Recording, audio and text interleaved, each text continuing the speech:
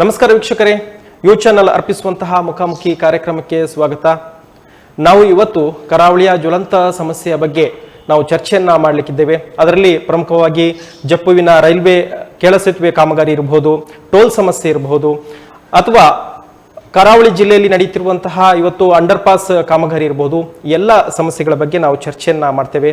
ಇವತ್ತು ನಮ್ಮ ಜೊತೆ ಚರ್ಚೆಯಲ್ಲಿ ಭಾಗವಹಿಸಲಿದ್ದಾರೆ ತುಳುನಾಡು ರಕ್ಷಣಾ ವೇದಿಕೆಯ ಸ್ಥಾಪಕ ಅಧ್ಯಕ್ಷರಾಗಿರುವಂತಹ ಜಪ್ಪು ಯೋಗೀಶ್ ಶೆಟ್ಟಿ ಅವರು. ಇವರು ಹಲವಾರು ಜನಪರ ಹೋರಾಟದಲ್ಲಿ ತೊಡಗಿಸಿಕೊಂಡು ಇವತ್ತು ಹಲವಾರು ಹೋರಾಟಗಳನ್ನು ಮಾಡಿಕೊಂಡು ಇವತ್ತು ನ್ಯಾಯ ಒದಗಿಸುವಂತಹ ಒಂದು ಕೆಲಸವನ್ನ ಮಾಡಿದ್ದಾರೆ. ಅದರ ಜೊತೆಗೆ ನಮ್ಮ ಜೊತೆ ಉಡುಪಿಯ ಜಿಲ್ಲಾ ಅಧ್ಯಕ್ಷರಾಗಿರುವಂತಹ ಫ್ರಾಂಕಿ ಡಿಸೋಜಾ ಕೊಳಲಗಿರಿ ಇವರು ಕೂಡ ಭಾಗವಹಿಸುತ್ತಿದ್ದಾರೆ. ಇವರಿಗೆ ಕಾರ್ಯಕ್ರಮಕ್ಕೆ ಸ್ವಾಗತವನ್ನ ಕೋರ್ತಾ ಇದ್ದೇವೆ. ಸರ್ ಜಪ್ಪು ನಿಮಗೂ ಕೂಡ ಸ್ವಾಗತವನ್ನ ಕೋರ್ತಾ ಇದ್ದೇವೆ. ಮೊದಲನೇದಾಗಿ ನಾವು ಇವತ್ತು ಜಪ್ಪುವಿನಲ್ಲಿ ಸಾಕಷ್ಟು ಹೋರಾಟ ಅಂದರೆ ಕಳೆದ 3-4 ವರ್ಷಗಳಿಂದ ಇವತ್ತು ರೈಲ್ವೆ ಕೆಳ ಸೇತುವೆ ಕಾಮಗಾರಿ ನಡೀತಾ ಇದೆ, ವಿಳಂಬ ಆಗ್ತಾ ಇದೆ. ಇವತ್ತು ಉದ್ಘಾಟನೆ ಮಾಡಬೇಕು ಅಂತ ಎನ್ನುವಂತಹ ಮಾಡಿದ್ರು ಕೂಡ ಇವತ್ತು ಆಗ್ತಾ ಇಲ್ಲ. ಏನು ಕಾರಣ ಇರ್ಬೋದು ಮತ್ತು ಇದಕ್ಕೆ ಏನು ಅಧಿಕಾರಿಗಳ ಬೇಜವಾಬ್ದಾರಿ ಉಂಟಾ ಎಂತ ನೋಡಿ. ಈ ಬಗ್ಗೆ ಒಂದು ಜಪ್ಪು ಮಕಾಳಿ ಪಟ್ಪು ಅಂದ್ರೆ ಅದು ಕೇವಲ ಜಪ್ಪು ಪರಿಸರದ ಒಂದು ಸಮಸ್ಯೆ ಅಲ್ಲ.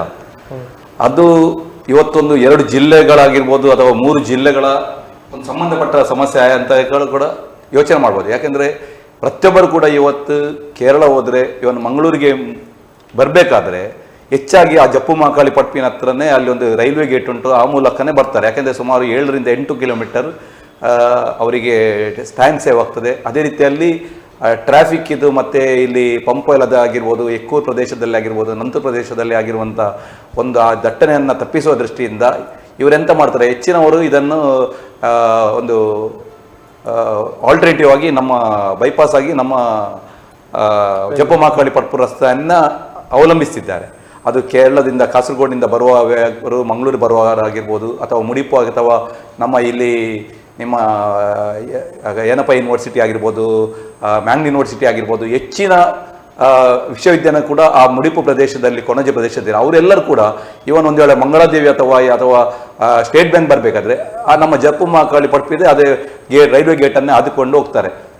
ಈ ಸಮಸ್ಯೆಗಳು ಸಾಧಾರಣ 1 ದಶಕಗಳ ಹಿಂದೆ ಈ ಸಮಸ್ಯೆಗಳು ಜಾಸ್ತಿ ಆಗ್ತಾ ಬಂತು. ಯಾಕೆಂದರೆ ದಿನನಿತ್ಯ ಟ್ರೈನ್ಗಳ ಸಂಖ್ಯೆಗಳು ಜಾಸ್ತಿ ಆಯ್ತು. ಯಾಕೆಂದರೆ ನಿಮ್ಮ ಇಲ್ಲಿ ಮಂಗಳೂರು ಜಂಕ್ಷನಿಂದ ಹೊರಡುವಂಥ ಟ್ರೈನ್ ಆಗಿರ್ಬೋದು ಅಥವಾ ಮಂಗಳೂರು ಸೆಂಟ್ರಲ್ಗೆ ಬರುವಂಥ ಟ್ರೈನ್ ಆಗಿರ್ಬೋದು, ಸಂಖ್ಯೆಗಳು ಜಾಸ್ತಿ ಆದ ಕೂಡಲೇ ಇಲ್ಲಿ ಸಮಸ್ಯೆ ಆಯಿತಂದರೆ ಇವರು ಆಲ್ರೆಡಿ ಪ್ರತಿ ಸಲ ಒಂದೊಂದು ಗೇಟ್ ಹಾಕುವಾಗ ಒಂದು ಅರ್ಧ ಗಂಟೆ 25 ಮಿನಿಟ್ ನಿಲ್ಲುವಂಥ ಪರಿಸ್ಥಿತಿ. ಒಂದು ಎಲ್ಲಿ ತನಕ ಅಂದರೆ ಒಂದು ಆ ಗೇಟಿನಿಂದ ಲೈನ್ ಆಗಿಕೊಂಡು ಸಾಧಾರಣ ಸುಮಾರು ಹೈವೇ ತನಕ ರೀಚ್ ಆಗೋ ತನಕ ಕೆಲವು ಸಲ ಬ್ಲಾಕ್ ಇರ್ತದೆ. ಅದು ಅಲ್ಲಿ ಸಾಧಾರಣ ಜಪ್ಪುಪಟ್ಟಣ ಆಗಿ ಮುಂದೆ ತನಕ ಸಹ ಬ್ಲಾಕ್ ಆಗಿರ್ತದೆ.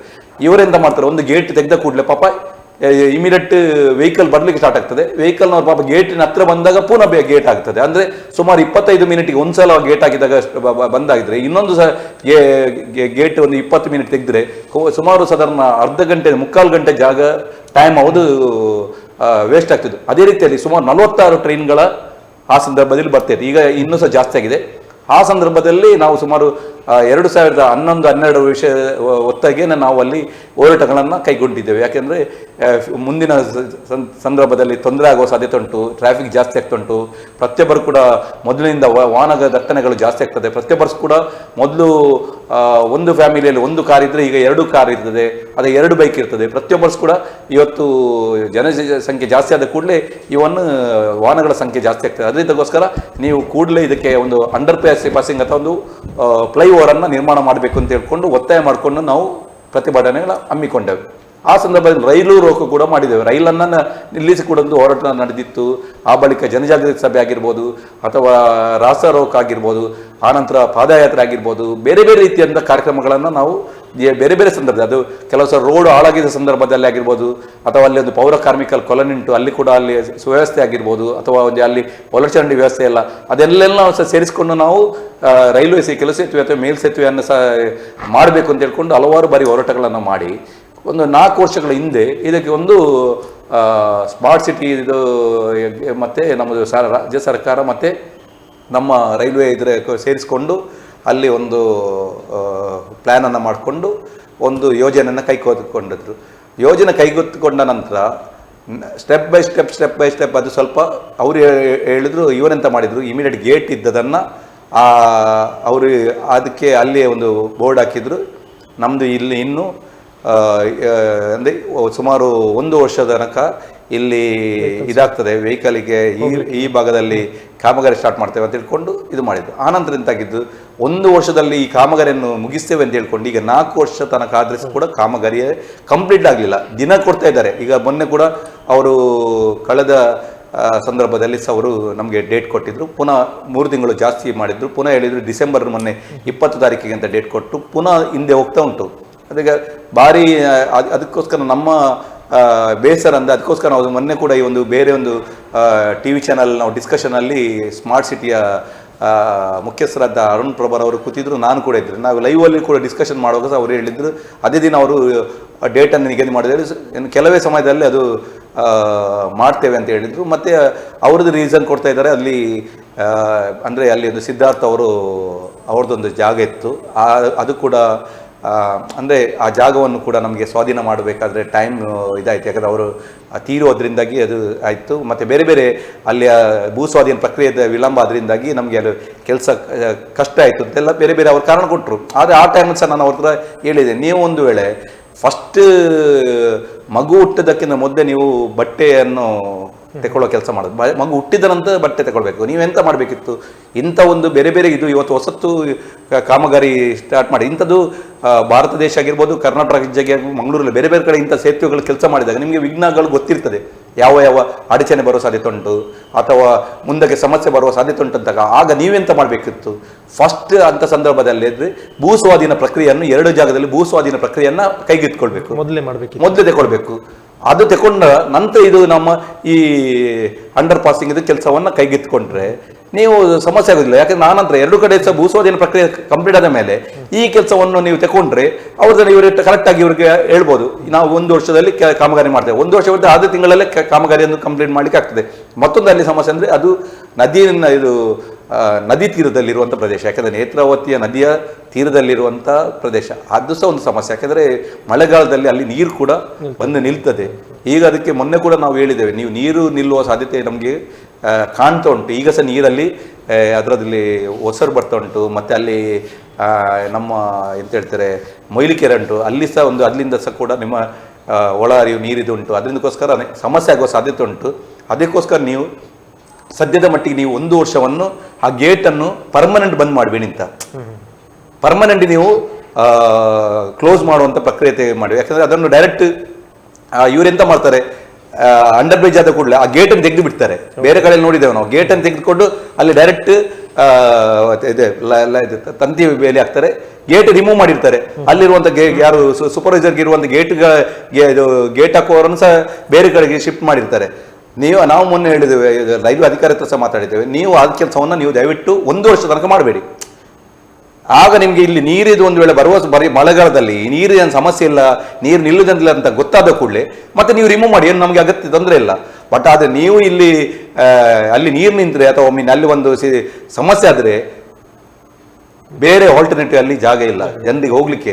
ಅಲ್ಲದೆ ಬೇರೆಯವರದ್ದು ಎಲ್ಲಿಯಾದರೂ ಒಂದು ವೇಳೆ ಮಾರ್ನಿಂಗ್ ಸ್ಕೇಟ್ ಆಗಿರ್ಬೋದು, ಪಂಪಲ್ ಆಗಿ ಬರ್ಬೋದು. ಅದೇ ಜಪ್ಪು ಮಕ್ಕಳಿಪುರ ರೈಲ್ವೆ ಗೇಟಿನ ಆವರಣದಲ್ಲಿ ಸುಮಾರು 500ಕ್ಕಿಂತ ಹೆಚ್ಚಿನ ಮನೆಗಳಿದೆ. ಅವರು ಸದಾ ದ್ವೀಪದ ಒಳಗೆ ಸಿಕ್ಕಿಕೊಂಡಂಥ ಪರಿಸ್ಥಿತಿ ಬರ್ತದೆ. ಅದಕ್ಕೋಸ್ಕರ ನಾನು ಮೊನ್ನೆ ಡೈರೆಕ್ಟ್ ನೇರವಾಗಿ ಇದಕ್ಕೆ ಬಗ್ಗೆ ಸಂಬಂಧಪಟ್ಟ ಅಧಿಕಾರಿಗಳಿಗೆ ನಾವು ಎಚ್ಚರಿಕೆಯನ್ನು ಕೊಟ್ಟಿದ್ದೇವೆ. ನೀವು ದಯವಿಟ್ಟು ನಾಳ್ದು ನಾಳ್ದು ಈಗ ಕೆಲಸ ಇತ್ತು, ಓಪನ್ ಕೆಲಸ ಆದರೆ ಸಹ ನೀವು ಮಳೆಗಾಲ ಮುಗಿಯುವ ತನಕ ನೀವು ಅದನ್ನು ಪರ್ಮನೆಂಟ್ ಗೇಟನ್ನು ರಿಮೂವ್ ಮಾಡುವಂಥ ಕೆಲಸ ಮಾಡಬಾರ್ದು ಅಂತ ಹೇಳ್ಕೊಂಡು ಹೇಳಿದ್ದೇವೆ. ಈಗ ಆಧುನಿಕ ತಂತ್ರಜ್ಞಾನ ಬಳಸಿಕೊಂಡು ಈ ಒಂದು ಕಾಮಗಾರಿಯಲ್ಲಿ ಮಾಡಿದ್ದಾರೆ ಅನ್ನುವಂಥ ಒಂದು ಇದೆ. ಆದರೂ ಕೂಡ ಯಾಕೆ ಅದೇ ನಾನು ಹೇಳೋದು, ನಾನು ಅದೇ ಮೊನ್ನೆ ಸಹ ಹೇಳಿದ್ದು, ಇವತ್ತು ನೋಡಿ ನಾವು ಇಂಜಿನಿಯರ್ ಸ್ಪೆಷಲಿಸ್ಟ್ ಅಲ್ಲ, ಅಥವಾ ಪಾಪ MP ಅವರು ಇಂಜಿನಿಯರ್ ಸ್ಪೆಷಲಿಸ್ಟ್ ಅಲ್ಲ, ಅಥವಾ MLA ಅವರು ಇಂಜಿನಿಯರ್ ಇದ್ದವರು ಅದರ ಇದ್ರ ಬಗ್ಗೆ ಕಲ್ತವರಲ್ಲ. ಅದಕ್ಕೋಸ್ಕರ ಇವರು ಕಾರ್ಯಾಂಗ ವ್ಯವಸ್ಥೆ ಇರೋದು ಯಾಕೆ? ರಾಜ್ಯಾಂಗ ಒಂದು ವ್ಯವಸ್ಥೆ ಮಾಡಿದ್ರೆ ಕಾರ್ಯಾಂಗ ಒಂದು ವ್ಯವಸ್ಥೆ ಇರ್ತೈತೆ. ಕಾರ್ಯಾಂಗದಲ್ಲಿ ಈಸ್ ಎ ಪ್ರೊಫೆಷನಲ್, ಅವರಿಗೆ ವೃತ್ತಿಪರರನ್ನ ನಿಯೋಗ ಮಾಡೋದು. ಅದು ಟೆಕ್ನಿಕಲ್ ಇಂಜಿನಿಯರ್ ಆಗಿರ್ಬೋದು, ನೀರಿನ ಬಗ್ಗೆ ಗೊತ್ತಿರುವವರಾಗಿರ್ಬೋದು, ಭೂವಿಜ್ಞಾನಿ ಆಗಿರ್ಬೋದು, ಬೇರೆ ಬೇರೆಗಳನ್ನ ಎಕ್ಸ್ಪರ್ಟ್ ಅನ್ನ ಅದರಲ್ಲೇ ಆಗ್ತಾರೆ. ಯಾಕೆ? ಇವರು ಅಡ್ವೈಸರ್ನ ಮಾಡಬೇಕು. ನಿಮ್ಮ MP ಅವರಿಗೆ MLA ಅವರಿಗೆ ಕನ್ವಿನ್ಸ್ ಮಾಡೋದು ಬೇಕು. ಈ ನೋಡಿ ಇಂಥದ್ದು ಪ್ಲಾನ್ಸ್ ತಯಾರು ಮಾಡಬೇಕು. ಇವತ್ತಿನ ಆಧುನಿಕ ಟೆಕ್ನಾಲಜಿ ಅಂದ್ರೆ ಇವತ್ತು ನೀರಿನ ಒಳಗೆ ಕೂಡ ಟ್ರೈನ್ ಅನ್ನು ಹೋಗುವಂತ ವ್ಯವಸ್ಥೆ ಉಂಟು. ಎಷ್ಟೆಷ್ಟು ದೊಡ್ಡ ಇವತ್ತು ಬಾಂಬೆಲಿ ನೋಡಿದ್ದೇವೆ, ಎಷ್ಟು ದೊಡ್ಡ ಸಮುದ್ರದಲ್ಲಿ ಎಷ್ಟೇ ಕಿಲೋಮೀಟರ್ ತನಕ ಸಮುದ್ರದ ಮೇಲೆ ಕೂಡ ಇದನ್ನ ನಾವು ಬ್ರಿಡ್ಜ್ ಅನ್ನು ಮಾಡಿದಂತ ನಾವು ನೋಡಿದ್ದೇವೆ. ತುಂಬಾ ಹೈ ಟೆಕ್ನಾಲಜಿ ಉಂಟು. ಅದಕ್ಕೋಸ್ಕರ ಇವತ್ತು ನಾವು ಸ್ಮಾರ್ಟ್ ಸಿಟಿ ಅಂತ ಹೇಳ್ತಾ ಇರುವಾಗ ಆ ಸ್ಮಾರ್ಟ್ ಸಿಟಿ ತರ ನಾವು ಸ್ಮಾರ್ಟ್ ಆಗ್ಬೇಕಲ್ಲ. ಅದಕ್ಕೋಸ್ಕರ ನಾನು ಹೇಳುದು ಇವರು ಇಂಥ ಕೆಲವು ಅವೈಜ್ಞಾನಿಕವಾದ ಒಂದು ವ್ಯವಸ್ಥೆ ಮಾಡಿದ್ರಿಂದಾಗಿ ಇವತ್ತು ಅಲ್ಲಿ ಸಮಸ್ಯೆ ಬರ್ತಾ ಉಂಟು. ಇವತ್ತು ಪಂಪಲ್ಲಿ ನಾವು ನೋಡಿದ್ದೇವೆ, ಇವತ್ತು ಪಡೀಲಿದ್ದು ನಾವು ಸೇತುವೆ ನೋಡಿದ್ದೇವೆ. ಯಾಕಂದ್ರೆ ಅವರು ಆ ಸಂದರ್ಭ ಮಳೆಗಾಲ ಸಂದರ್ಭದಲ್ಲಿ ಬಾರಿ ಅಲ್ಲಿ ಹೋಗಬೇಕಾದ್ರೆ ಪ್ರತಿಯೊಬ್ಬರು ಕೂಡ ತನ್ನ ಪ್ರಾಣವನ್ನು ಯೋಚನೆ ಮಾಡಿ ಭಯದಲ್ಲೇ ಹೋಗುವಂತ ಪರಿಸ್ಥಿತಿ ಕೆಲವು ಸಲ ಸಾಧನೆ. ಯಾಕಂದ್ರೆ ಸಡನ್ ಮಳೆ ಇರುವುದಿಲ್ಲ, ಸಡನ್ ಮಳೆ ಬಂದ ಕೂಡಲೇ ಅಲ್ಲಿ ನೀರು ನಿಲ್ಲುವಂತ ಪರಿಸ್ಥಿತಿ, ಅಂತ ಸಂದರ್ಭದಲ್ಲಿ ಕಷ್ಟ ಆಗ್ತದೆ. ಅದಕ್ಕೋಸ್ಕರ ನೋಡುವ ಈ ನಾವು ಆಶಾಭಾವನೆ ಪ್ರಾಯೋಗಿಕವಾಗಿ ಏನಾದ್ರು ಮಾಡಿದ್ದಾರೆ ಅಂದ್ರೆ, ಈಗ ಮಳೆಗಾಲದ ಸಂದರ್ಭದಲ್ಲಿ ಅಲ್ಲಿ ನೀರು ನಿಂತ್ರೆ ಅದನ್ನ ಯಾವ ರೀತಿಯಾಗಿ ಇದು ಮಾಡ್ಬೇಕು ಎನ್ನುವಂತ ಪ್ರಾಯೋಗಿಕವಾಗಿ ಇನ್ನು ಇವರಿಗೆ ಪ್ರಾಯೋಗಿಕವಾಗಿ ಮೊದಲೇ ಗೊತ್ತಾಗಿದೆ. ಮೊನ್ನೆ ನಾವು ಮಳೆಗಾಲದಲ್ಲಿ ಅವರಿಗೆ ಸಾಧಾರಣ 4 ರಿಂದ 5 ತಿಂಗಳ ಕೆಲಸ ಮಾಡ್ಲಿಕ್ಕೆ ಆಗ್ಲಿಲ್ಲ. ಫುಲ್ ನೀರು ಮತ್ತೆ ಹೊಯ್ಗೆ ಎಲ್ಲ ಬಂದಲ್ಲಿ ನಿಂತಿತ್ತು. ಅದಕ್ಕೋಸ್ಕರ ಇನ್ನು ಪ್ರಾಯೋಗಿಕ ಅಂದ್ರೆ ಇನ್ನು ಸ್ಟಾರ್ಟ್ ಆದ ಮೇಲೆ ಪುನಃ ಪ್ರಾಯೋಗಿಕ ಈಗ ಅದಕ್ಕೆ ಅವರು ವ್ಯವಸ್ಥೆ ಮಾಡಿದ್ದಾರೆ.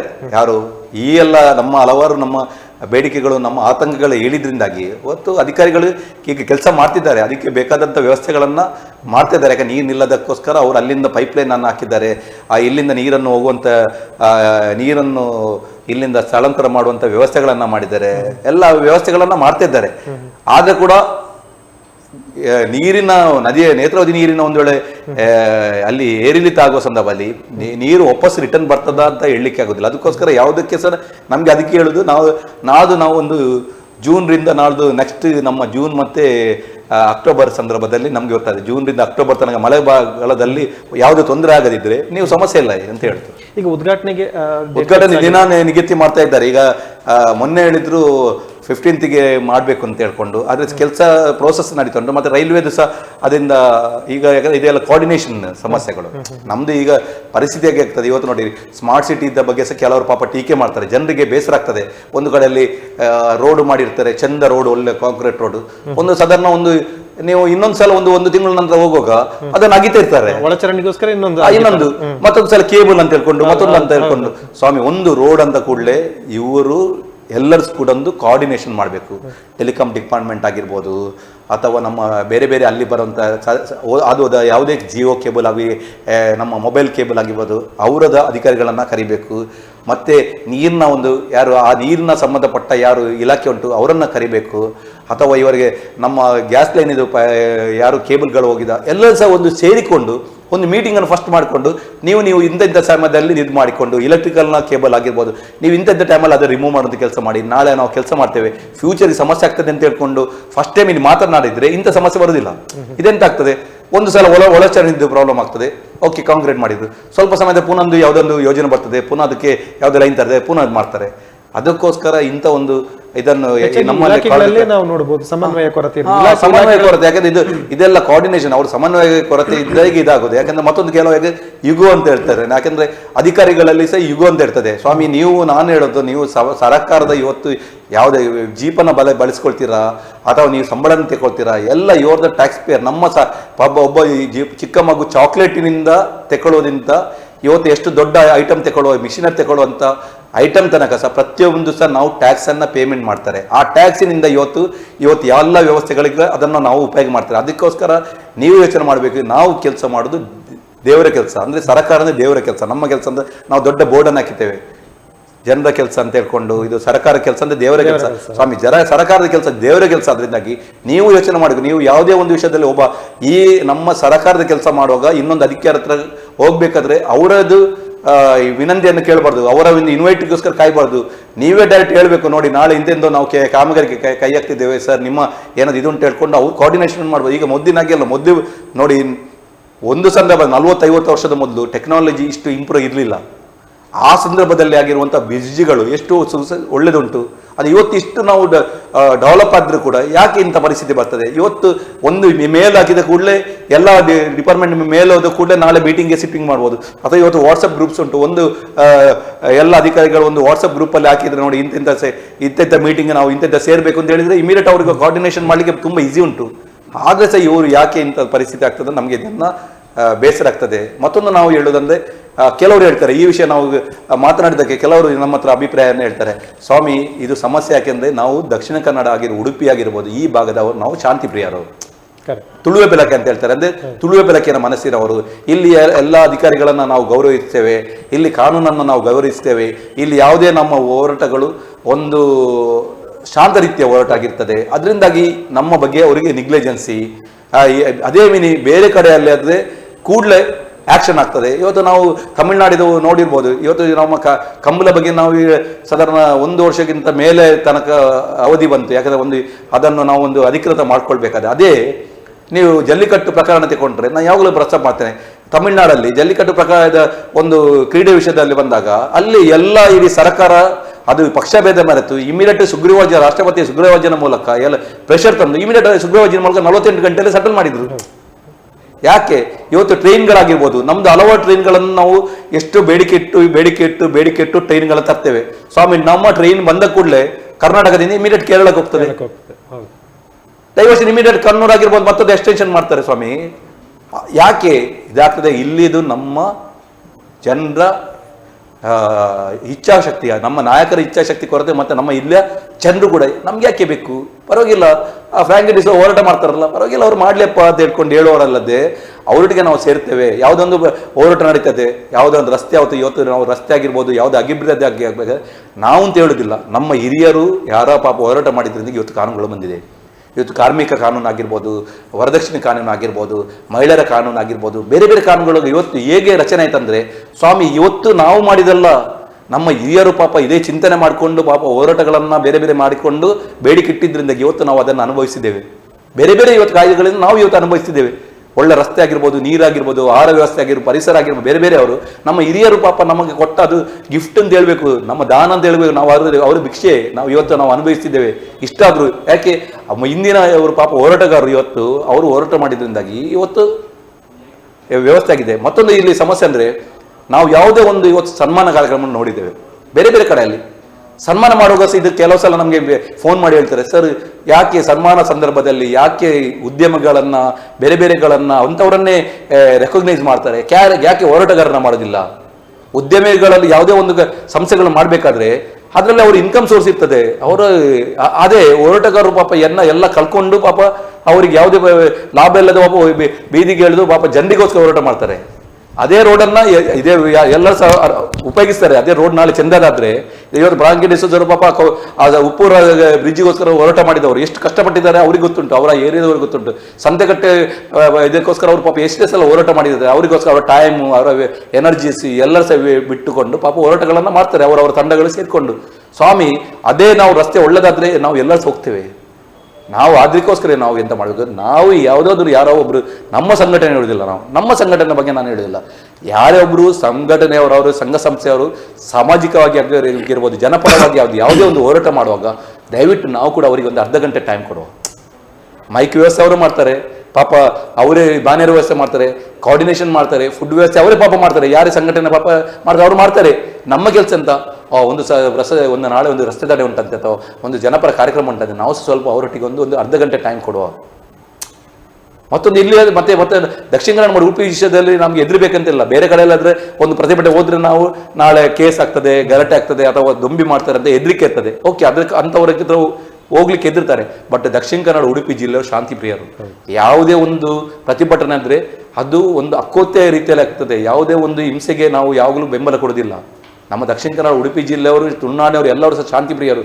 ನಾವು ಎಲ್ಲಿ ಕೂಡ ಸಹ ಯಾವುದೇ ಒಂದು ಹಿಂಸೆಗೆ ನಾವು ಪ್ರಚೋದನೆಗೆ ಮಾಡುವಂಥ ಕೆಲಸ ಮಾಡೋದಿಲ್ಲ. ನಮಗೆ ಕೆಲವರು ಹೇಳ್ತಾರೆ, ಯಾಕಂದ್ರೆ ನಿಮ್ಮ ನೋಡಿ ಯಾಕೆ ಇಲ್ಲಿ ಸಕ್ಸಸ್ ಆಗೋದಿಲ್ಲ ಅಂತ. ಇವತ್ತು ಒಂದು ಬಸ್ಸಿಗೆ ಕಲ್ಲು ಹೊಡೆದ್ರೆ ಎಂಥದ್ದು ಮಾಡಿದ್ರೆ ಕೂಡಲೇ ಅದೊಂದು ದೊಡ್ಡ ಫ್ರಂಟ್ ಲೈನ್ ಆಗ್ತಾರೆ.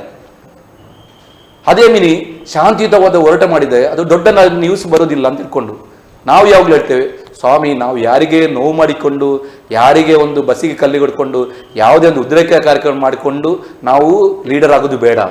ನಮಗೆ ಇಲ್ಲಿಯ ಪ್ರತಿಯೊಂದು ಸಾರ್ವಜನಿಕ ಆಸ್ತಿಗಳು ನಮ್ಮ ಸೊತ್ತು, ಅದಕ್ಕೋಸ್ಕರ ಯಾರಿಗೆ ನೋವು ಮಾಡೋದಕ್ಕೆ ಸಹ ನಮ್ಮ ವಿರೋಧ ಇದೆ. ಯಾವುದೇ ಒಂದು ಹಿಂಸಾತ್ಮಕಕ್ಕೆ ನಾವು ವಿರೋಧ ಇದೆ. ನಾವು ನಮ್ಮ ಸಂವಿಧಾನದಲ್ಲಿ ನಮಗೆ ಹಕ್ಕುಗಳನ್ನು ಕೊಟ್ಟಿದೆ, ಬೇಡಿಕೆ ಆ ರೀತಿಯಲ್ಲೇ ನಾವು ಹೋರಾಟ ಮಾಡ್ಕೊಳ್ತೇವೆ. ಸ್ವಲ್ಪ ರಿಸಲ್ಟ್ ಸ್ವಲ್ಪ ಲೇಟ್ ಆದ್ರೆ ಪರವಾಗಿಲ್ಲ ಅಂತ ನಮ್ಮ ಭಾವನೆ. ಯಾಕೆ ಹಿಂಸೆಗೆ ಪ್ರಚೋದನೆ ಮಾಡಿಕೊಂಡು ನಮಗೆ ಬೇಡ ಅಂತ. ಆದರೆ ನಾನು ನಮ್ಮ ಅಧಿಕಾರಿಗಳಲ್ಲಿ ಹೇಳೋದು, ನೀವು ಇಂಡೈರೆಕ್ಟ್ ಆಗಿ ನೀವು ಹಿಂಸೆಗೆ ಪ್ರಚೋದನೆ ನೀವು ಮಾಡ್ತಿದ್ದೀರಾ. ಯಾಕೆ ನಮ್ಮ ಜನರಿಗೆ ಅಂತ ಒಂದು ಆಲೋಚನೆಯನ್ನು ಬರುವ ರೀತಿಯಲ್ಲಿ ಮಾಡ್ತಾರೆ. ಯಾಕೆ ಬೇರೆ ಕಡೆಯಲ್ಲಿ ಇಮಿಡಿಯೇಟ್ ಆಕ್ಷನ್ ಆಗ್ತದೆ, ಇಲ್ಲಿ ಯಾಕೆ ಆಕ್ಷನ್ ಆಗೋದಿಲ್ಲ ಅಂತ ಹೇಳ್ಕೊಂಡು ಇಂಡೈರೆಕ್ಟ್ ನೀವು ಪ್ರಚೋದನೆಯನ್ನು ಅಧಿಕಾರಿಗಳು ಮಾಡ್ತಾ ಇದ್ದೀರಿ. ಯಾಕೆ ಜನರಿಗೆ ನೀವು ಪ್ರಚೋದನೆಯನ್ನು ಕೊಡುವಂಥ ಕೆಲಸ ಮಾಡ್ತೀರಿ. ಯಾಕೆ ಅಲ್ಲೇ ತರಹದ ಪ್ರತಿಭಟನೆ ಇಲ್ಲಿ ಕೂಡ ಆಗಲಿ ಅಂತ ಹೇಳ್ಕೊಂಡು ಇಂಡೈರೆಕ್ಟ್ ನೀವು ಪ್ರಚೋದನೆ ಕೊಡುವಂಥ ಕೆಲಸ ಮಾಡ್ತೀರಿ. ಅದಕ್ಕೋಸ್ಕರ ನಾನು ನನ್ನ ಎಲ್ಲ ಅಧಿಕಾರಿಗಳೇ ಆಗಿರ್ಬೋದು, ರಾಜಕಾರಣಿಗಳಲ್ಲಿ ನನ್ನ ವಿನಂತಿ ಅಂದರೆ, ದಯವಿಟ್ಟು ನಾವು ಬೀದಿಗೆ ಬಂದು ಹೋರಾಟ ಮಾಡಲಿಕ್ಕೆ ನೀವು ಅವಕಾಶ ಕೊಡಬೇಡಿ. ನೀವು ಕೆಲಸ ಮಾಡಿದರೆ ನಾವು ಕೂಡ ಹೋರಾಟ ಮಾಡುವ ಅದೇ ಅಗತ್ಯ ಬೀರುವುದಿಲ್ಲ. ಸಾರ್ವಜನಿಕ ಕೂಡ ಹೋರಾಟ ಮಾಡಲಿಕ್ಕೆ ಅಗತ್ಯ ಬೀಳುವುದಿಲ್ಲ. ನೀವು ನಿಮ್ಮ ಕೆಲಸವನ್ನು ಮಾಡಿದರೆ ಏನು ಸಮಸ್ಯೆ ಬರ್ತಿದೆ, ಅದಕ್ಕೋಸ್ಕರ ನಿಮ್ಮ ಕೆಲಸವನ್ನು ನೀವು ಕ್ರಮಬದ್ಧವಾಗಿ ಮಾಡಿ ಅಂತ ಹೇಳ್ತಿದ್ದೇವೆ. ಓಕೆ, ಈಗ ಸ್ಮಾರ್ಟ್ ಸಿಟಿ ಬಗ್ಗೆ ಹೇಳಿದ್ರಿ. ಮಂಗಳೂರಿನಲ್ಲಿ ಯಾವ ರೀತಿ ಈಗ ಸ್ಮಾರ್ಟ್ ಸಿಟಿ ಆಗಿದೆ? ಕೆಲವರು ಹೇಳ್ತಾ ಇದ್ದಾರೆ ಏನೂ ಆಗಿಲ್ಲ, ಪ್ರಗತಿ ಆಗಿಲ್ಲ, ಒಂದು ಕಾಮಗಾರಿ ಕೂಡ ನಗರ ಭಾಗದಲ್ಲಿ ಸ್ಮಾರ್ಟ್ ಸಿಟಿದ್ದು ಆಗಿಲ್ಲ ಅಂತ ಹೇಳ್ತಾರೆ. ಏನು ಹೇಳ್ತೀರಿ? ಹಾಗೆಂತಲ್ಲ, ಸ್ಮಾರ್ಟ್ ಸಿಟಿ ಅದರಿಂದಾಗಿ ಕೆಲಸ ಕಾರ್ಯಮಗಾರಿ ಆಗಿದೆ. ಇವತ್ತು ಹೆಚ್ಚಿನ ರಸ್ತೆಗಳು ಮೊದಲಿನ ಸಂದರ್ಭ ನೋಡಿದ್ರೆ ಎಲ್ಲ ರೋಡ್ಗಳಲ್ಲಿ ಹೊಂಡಗಳು ಇದ್ದು ಗುಂಡಿಗಳು. ಆದರೆ ಇವತ್ತು ಹೆಚ್ಚಿನದು ಕಾಂಕ್ರೀಟ್ ರೋಡ್ ಆಗಿದೆ.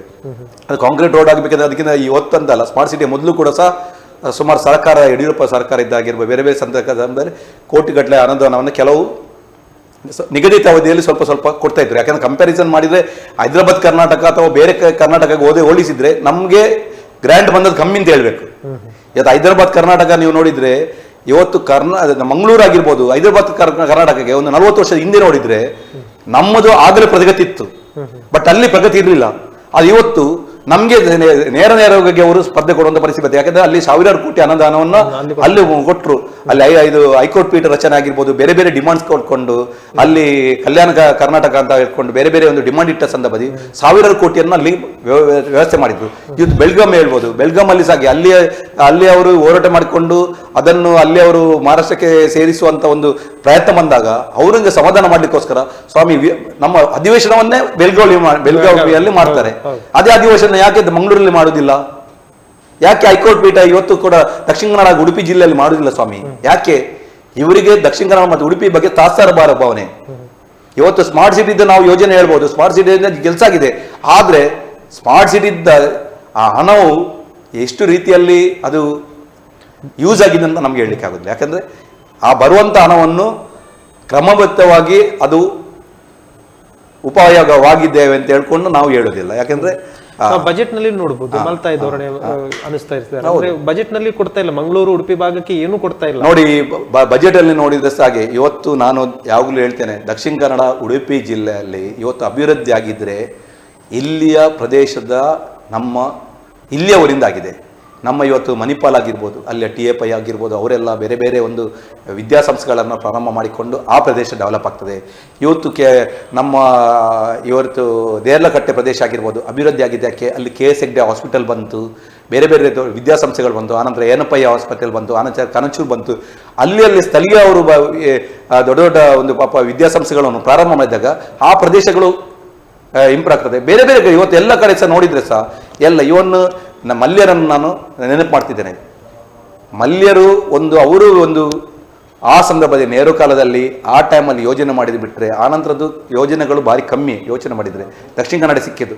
ಇವತ್ತು NITK ಆಗಿರ್ಬೋದು ಅಥವಾ ಪೋರ್ಟ್ ಆಗಿರ್ಬೋದು, ರೈಲ್ವೆ ಸ್ಟೇಷನ್ ಆಗಿರ್ಬೋದು, ಎಲ್ಲ ನಮ್ಮ ಉಳ್ಳಾಲ್ ಇವರು ನಮ್ಮ ಶ್ರೀನಿವಾಸ ಮಲ್ಯರ ಅವರು ಆ ಸಂದರ್ಭದಲ್ಲಿ ಅವರ ಯೋಜನೆಗಳು ಅವರ ಪ್ರಯತ್ನದಿಂದ ಆಗಿದ್ದಲ್ಲದೆ ಆನಂತರದ ಯೋಜನೆಗಳು ಭಾರಿ ಕಮ್ಮಿ ಅಂತ ಹೇಳ್ಬೋದು ಬೇರೆ ಬೇರೆ ಸಂದರ್ಭದಲ್ಲಿ. ಯಾಕಂದರೆ ಯಾವುದೇ ಯೋಜನೆ ನೋಡಿದರೆ ಸಹ ನೋಡಿ, ಇಷ್ಟು ತನಕ ಸಹ ಮೆಡಿಕಲ್ ಕಾಲೇಜ್ ಆಗಬೇಕಂತ ಹೇಳ್ಕೊಂಡು ಎಷ್ಟು ಸಲ ಹೋರಾಟ ಮಾಡ್ತಿದ್ದಾರೆ. ಅಟ್ಲೀಸ್ಟ್ ಈಗ ಅಶೋಕ್ ರೈ ಅವರು ಮೊನ್ನೆ ಒಂದು ಪ್ರಯತ್ನ ಮಾಡಿಕೊಂಡು ಅಲ್ಲಿ ಅಟ್ಲೀಸ್ಟ್ ಪುತ್ತೂರಲ್ಲಿ ಈಗ ಒಂದು ಯೋಜನೆ ಬರ್ತಾ ಉಂಟಂತ ಈಗ ಇದು ನಮಗೆ ಮೆಡಿಕಲ್ ಕಾಲೇಜಿಗೆ ಆಗ್ತದೆ ಅಂತೇಳಿ. ಇವತ್ತು ನೋಡಿ, ಇವತ್ತು ಪಶು ವಿದ್ಯೆ ಕಲಿಯುವವರಾಗಿ ವೆಟರ್ನರಿ ಡಾಕ್ಟರ್ ಆಗಬೇಕಾದ್ರೆ ಸ್ವಾಮಿ ನಮ್ಮ ದಕ್ಷಿಣ ಉಡುಪಿ ಭಾಗದಲ್ಲಿ ನಮಗೆ ಇದೆ ಕಾಲೇಜ್ ಇಲ್ಲ. ನಾವು ಶಿವಮೊಗ್ಗನ ಹಾಸನ ಎಲ್ಲೇ ಹೋಗ್ಬೇಕಾಗ್ತದೆ ಸ್ವಾಮಿ. ಯಾಕೆ ಇಲ್ಲಿ ಯಾಕೆ ನಮ್ದು ಹೈಯೆಸ್ಟ್ ನಾವು ಇವತ್ತು ದಕ್ಷಿಣ ಕನ್ನಡ ಉಡುಪಿ ಜಿಲ್ಲೆಯವರು ಇಡೀ ನಮ್ಮ 31 ಜಿಲ್ಲೆ ನಮ್ಮ ಇಡೀ ಕರ್ನಾಟಕ ರಾಜ್ಯದಲ್ಲಿ ಯೋಚನೆ ಮಾಡಿದ್ರೆ ನಮ್ಮ ಯಾರು ದಕ್ಷಿಣ ಹುಲ್ಲು ಇಡೀ ನಮ್ಮ ರಾಜ್ಯವನ್ನು ಕಂಪೇರ್ ಮಾಡಿದ್ರೆ ಹೈಯೆಸ್ಟ್ ಟ್ಯಾಕ್ಸ್ ಪೇಯರ್ಸ್ ನಮ್ದು ಎಲ್ಲಿ ಮಂಗಳೂರಿನ ಭಾಗದಿಂದ ಹೈಯೆಸ್ಟ್ ಟ್ಯಾಕ್ಸ್ ಅನ್ನ ನಾವು ಕರ್ನಾಟಕ ರಾಜ್ಯಕ್ಕೆ ಕೊಡ್ತಾ ಇದ್ದೇವೆ. ಮಂಗಳೂರು ಸರಿಯಾಗಿ ಕೊಡ್ತಾ ಇರೋದು ನಮ್ದು ಹೈಯೆಸ್ಟ್ ಟ್ಯಾಕ್ಸ್ ಪೇಯರ್ ನಾವು. ಆದ್ರೆ ನಮ್ಗೆ ರಿಟರ್ನ್ ಆಗಿ ಎಂತ ಸಿಗ್ತಾ ಉಂಟು, ಅಷ್ಟು ವಿದ್ಯಾವಂತರು ಕೂಡ ಎಲ್ಲ ವಿಷಯದಲ್ಲಿ ಇವತ್ತು ದಕ್ಷಿಣ ಕನ್ನಡ ಉಡುಪಿ ಜಿಲ್ಲೆಯವರು ಯಾವುದೇ ಒಂದು ರಿಸಲ್ಟ್ ಬರುವಾಗ ಸಹ ಪ್ರಥಮ ಮತ್ತೆ ದ್ವಿತೀಯ ನಮ್ದೇ ದಕ್ಷಿಣ ಕನ್ನಡ ಉಡುಪಿ ಜಿಲ್ಲೆ ಬರ್ತದೆ. ಆದ್ರೆ ಅಷ್ಟು ವಿದ್ಯಾರ್ಥಿಗಳು ಪಾಸ್ಔಟ್ ಆದ ಮೇಲೆ ಅವರಿಗೆ ಕೊಡುವಂತ ನೀವು ಎಷ್ಟು ಫ್ಯಾಕ್ಟ್ರಿಗಳನ್ನು ಇಲ್ಲಿ ಓಪನ್ ಮಾಡಿದ್ದೀರಿ? ಇದೇ ನೀವು ಫ್ಯಾಕ್ಟ್ರಿಗಳನ್ನ ಓಪನ್ ಮಾಡಿದ್ದೀರಿ ಯಾವುದು? ನಮ್ಗೆ ಪರಿಸರವಾಗಿ ಅನ್ಯಾಯವಾಗುವಂತ ನೀವು ಫ್ಯಾಕ್ಟ್ರಿಗಳನ್ನ ಓಪನ್ ಮಾಡಿದ್ರ?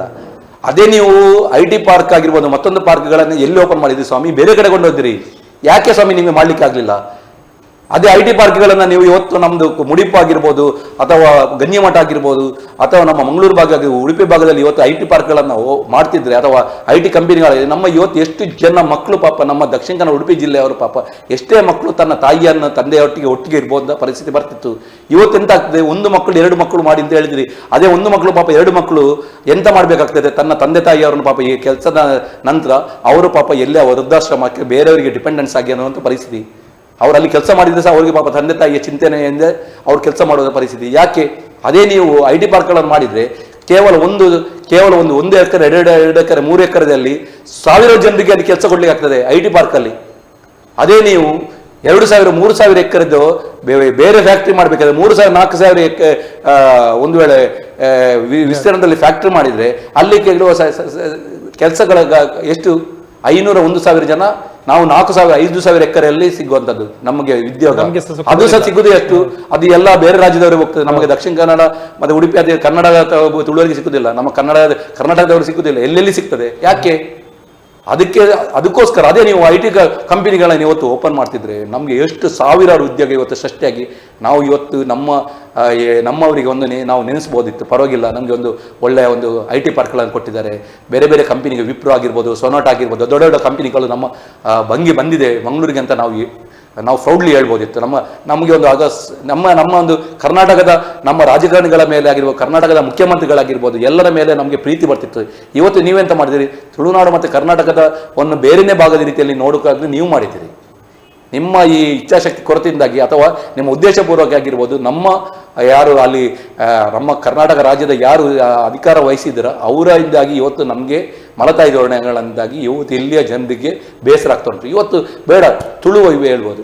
ತುಳುವನ್ನು ಎಷ್ಟೇ ಸಾವಿರಾರು ವರ್ಷದ ಒಂದು ಇತಿಹಾಸ ಇರುವಂಥ ತುಳು ಭಾಷೆ, ಪಂಚದ್ರಾವಿಡ ಭಾಷೆಗಳು ಒಂದು ಭಾಷೆ ಅಂತ ಹೇಳಿದ್ರೆ ಓಕೆ. ಆ ಪಂಚದ್ರಾವಿಡ ಭಾಷೆಗಳಲ್ಲಿ 4 ಭಾಷೆಗಳಿಗೆ ನೀವು ರಾಜ್ಯ ಕೊಟ್ಟಿದ್ದೀರಿ, ತುಳು ಭಾಷೆಗೆ ರಾಜ್ಯ ಕೊಡಲಿಲ್ಲ. ಕನಿಷ್ಠ ಅಟ್ಲೀಸ್ಟ್ ಕನಿಷ್ಠ ಅಟ್ಲೀಸ್ಟ್ ಒಂದು ರಾಜ್ಯ ಭಾಷೆ ಕೂಡ ಮಾಡಲಿಕ್ಕೆ ಹೆಚ್ಚು ತನಕ ಸಹ ನೀವು ಎಲ್ಲರ ಬಗ್ಗೆ ನಾವು ಭಿಕ್ಷೆ ಬೇಡುವಂಥ ಪರಿಸ್ಥಿತಿ ನಿರ್ಮಾಣ ಆದರೆ ಆಗ ಒಂದು ನಮಗೆ ಮನಸ್ಸಲ್ಲಿ ಅಶ್ವಹಿಷ್ಣುತೆ ಭಾವನೆ ಬರೋದಿಲ್ಲ ಸ್ವಾಮಿ. ನಮ್ಮವರಿಗೆ ಎಂತ ಆಗ್ತದೆ? ಹಾಗಾದರೆ ನಾವು ಏನು ಕರ್ನಾಟಕದಲ್ಲಿ ನಾವು ಇಲ್ವಾ? ನಮಗೆ ಯಾಕೆ? ನಾವು ತುಳುನಾಡಂದರೆ ಯಾಕೆ ಈ ರೀತಿಯಲ್ಲಿ ಮಾಡ್ತಾರೆ ಅಂತ ಹೇಳ್ಕೊಂಡು ನಮ್ಮವರಿಗೆ ಒಂದು ಮನಸ್ಸಿನ ಭಾವನೆಗೆ ನೋವು ಉಂಟು ಆಗೋದಿಲ್ವಾ? ನಾವು ಇದನ್ನು ನೀವು ಎಲ್ಲ ಅಧಿಕಾರಿಗಳಾಗಿರ್ಬೋದು, ನಮ್ಮ ರಾಜಕಾರಣಿಗಳಾಗಿರ್ಬೋದು, ಮಂತ್ರಿಗಳ ಚಿಂತನೆ ಮಾಡಬೇಕು. ಯಾಕೆ ಇದೇ ರೀತಿಯಲ್ಲಿ ಬೇರೆ ಕಡೆಗಿದ್ರೆ ಯಾವ ರೀತಿಯ ಹೋರಾಟಗಳು ಸ್ವರೂಪ ಬರ್ತಿತ್ತು ಅಂತ ನೀವು ಯೋಚನೆ ಮಾಡಬೇಕು. ಓಕೆ ವೀಕ್ಷಕರೇ, ಇದೀಗ ಕಾರ್ಯಕ್ರಮದಲ್ಲಿ ಒಂದು ಸಣ್ಣದೊಂದು ವಿರಾಮ.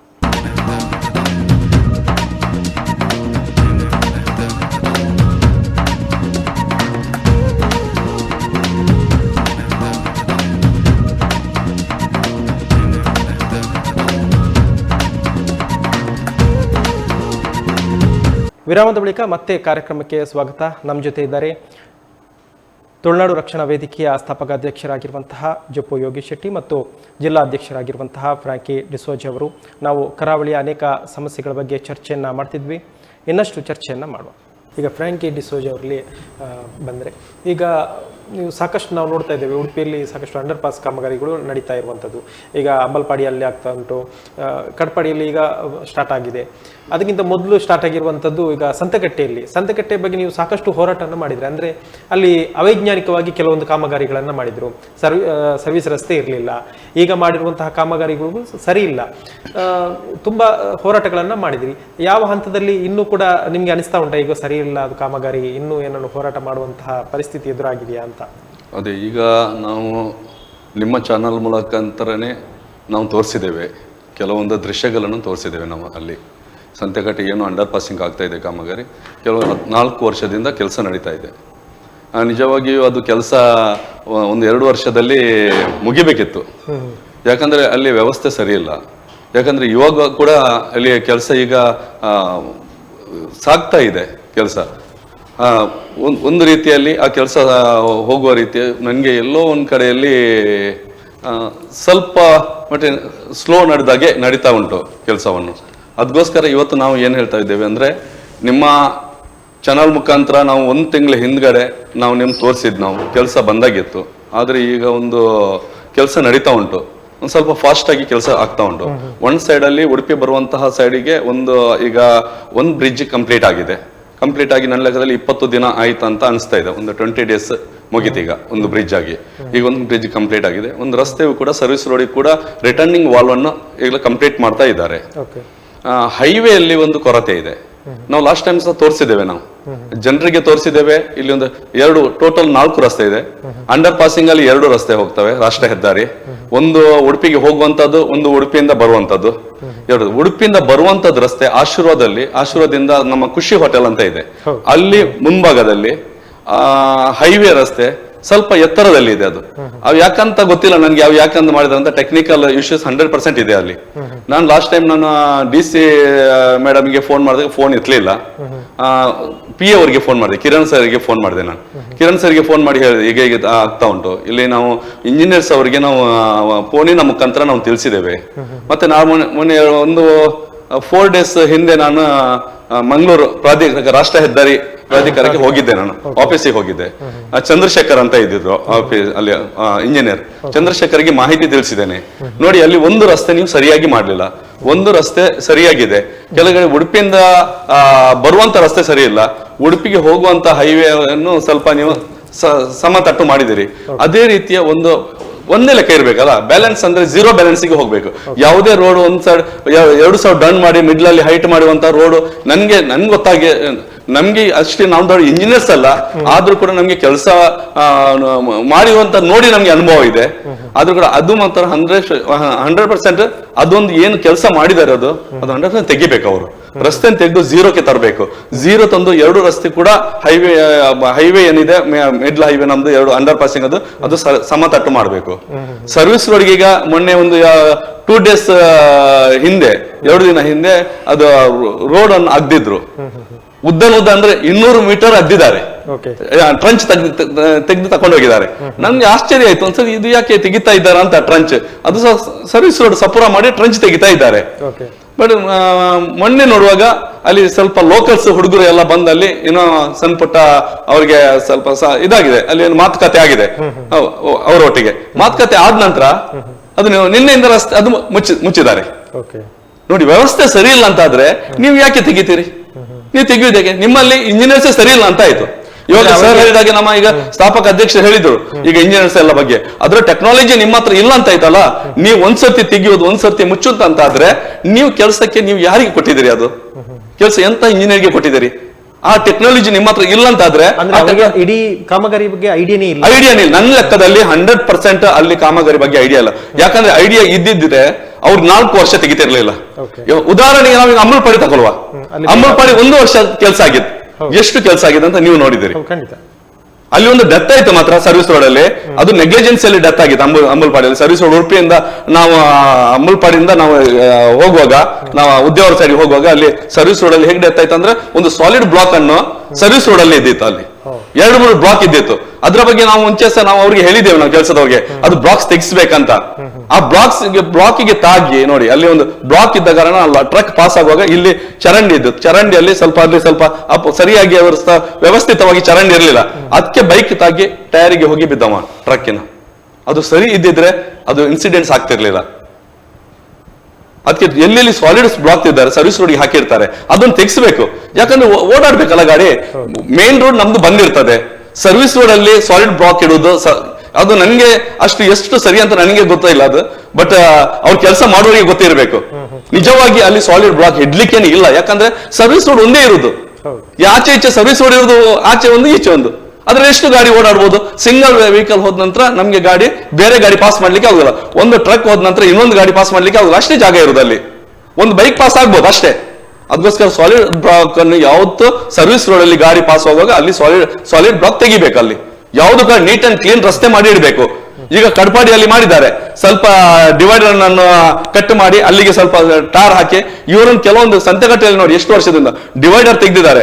ಡಿವೈಡಿಗೆ ಅದೊಂದು ಡಾಮರೀಕರಣ ಹಾಕಿ ಒಂದು ಸಮತಟ್ಟು ಮಾಡುವಂತದಿಲ್ಲ, ಅದೇ ಹೊಂಡ ಗುಂಡಿ ಹಾಕಿ ಎಷ್ಟು ಕಾರ್ ಬಂಪರ್, ಒಂದೊಂದು ಕಾರದ ರೇಟ್ ಎಷ್ಟಿದೆ, ಒಂದೊಂದು ಕಾರದ್ದು ಐಷಾರಾಮಿ ಕಾರ್ ಇದಾವೆ ಇಲ್ಲಿ ಉಡುಪಿಯಲ್ಲಿ, ನಿಮ್ಗೆ ಗೊತ್ತಿದೆ. ಕೋಟಿಗಟ್ಟಲೆ ಗಾಡಿ ಇದೆ, ಒಂದೊಂದು ಬಂಪರಿಗೆ ಸಾಧಾರಣ 20 ಸಣ್ಣ ಗಾಡಿ ಅಂದ್ರೆ ಸಹ ಈಗ ನಾವು ಓಡಿಸುವಂತದ್ದು ಗಾಡಿ 25-30 ಸಾವಿರ ಬಂಪರಿಗೆ ಇದೆ. ಒಂದು ಬಂಪರ್ ಹೋದ್ರೆ ಇವರು ಡಿವೈಡರ್ ತೆಗಿತಾರೆ, ಅದರಲ್ಲಿ ಟಾರ್ ಹಾಕುವಂತ ವ್ಯವಸ್ಥೆ ಇಲ್ಲ ಇವ್ರ ಹತ್ರ. ಸರಿಯಾಗಿ ಯಾವುದೇ ಕೆಲಸ ಮಾಡುವಂತ ಕ್ಲೀನಿಂಗ್ ಇಲ್ಲ. ರಾಡ್ ಒಂದು ಕಡೆ ರಾಡ್ ಇದ್ದಾರೆ, ಒಂದು ಕಡೆ ಕಲ್ಲಿದೆ.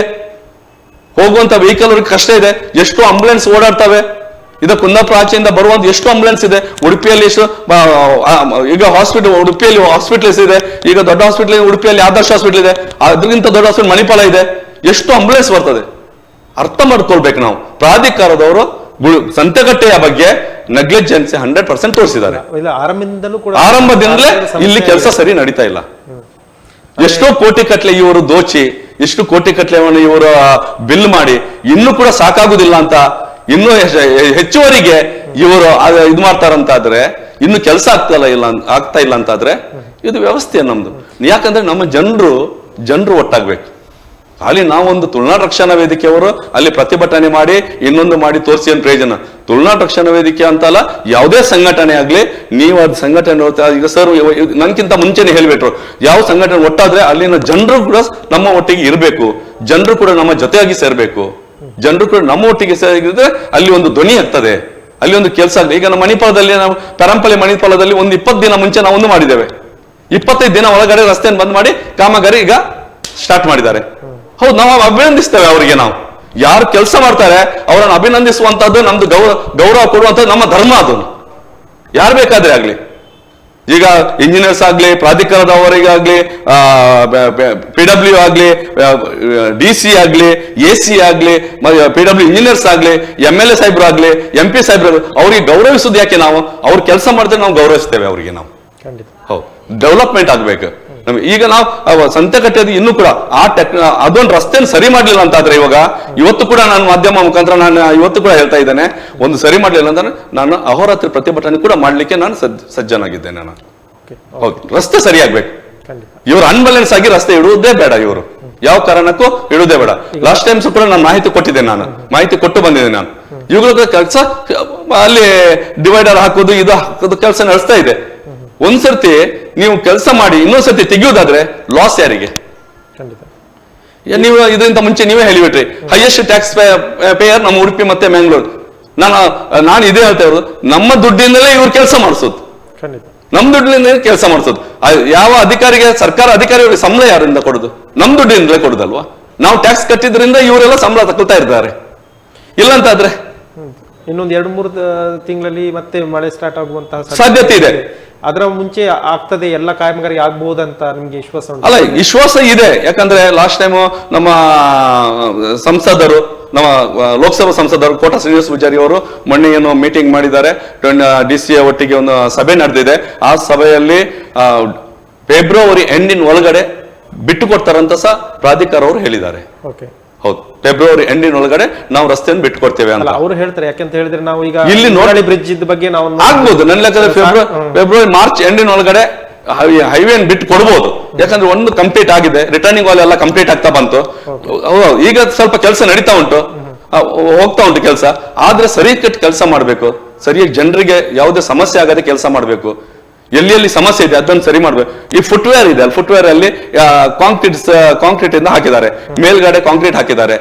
ಫುಟ್ವೇರ್ ಅಲ್ಲಿ ಕೆಲವೊಂದು ಕಾಂಕ್ರೀಟ್ ಹಾಕಿದ್ದು ಬ್ಲಾಕ್ಸ್ ಎಲ್ಲ ಹೊಡೆದೋಗಿದೆ.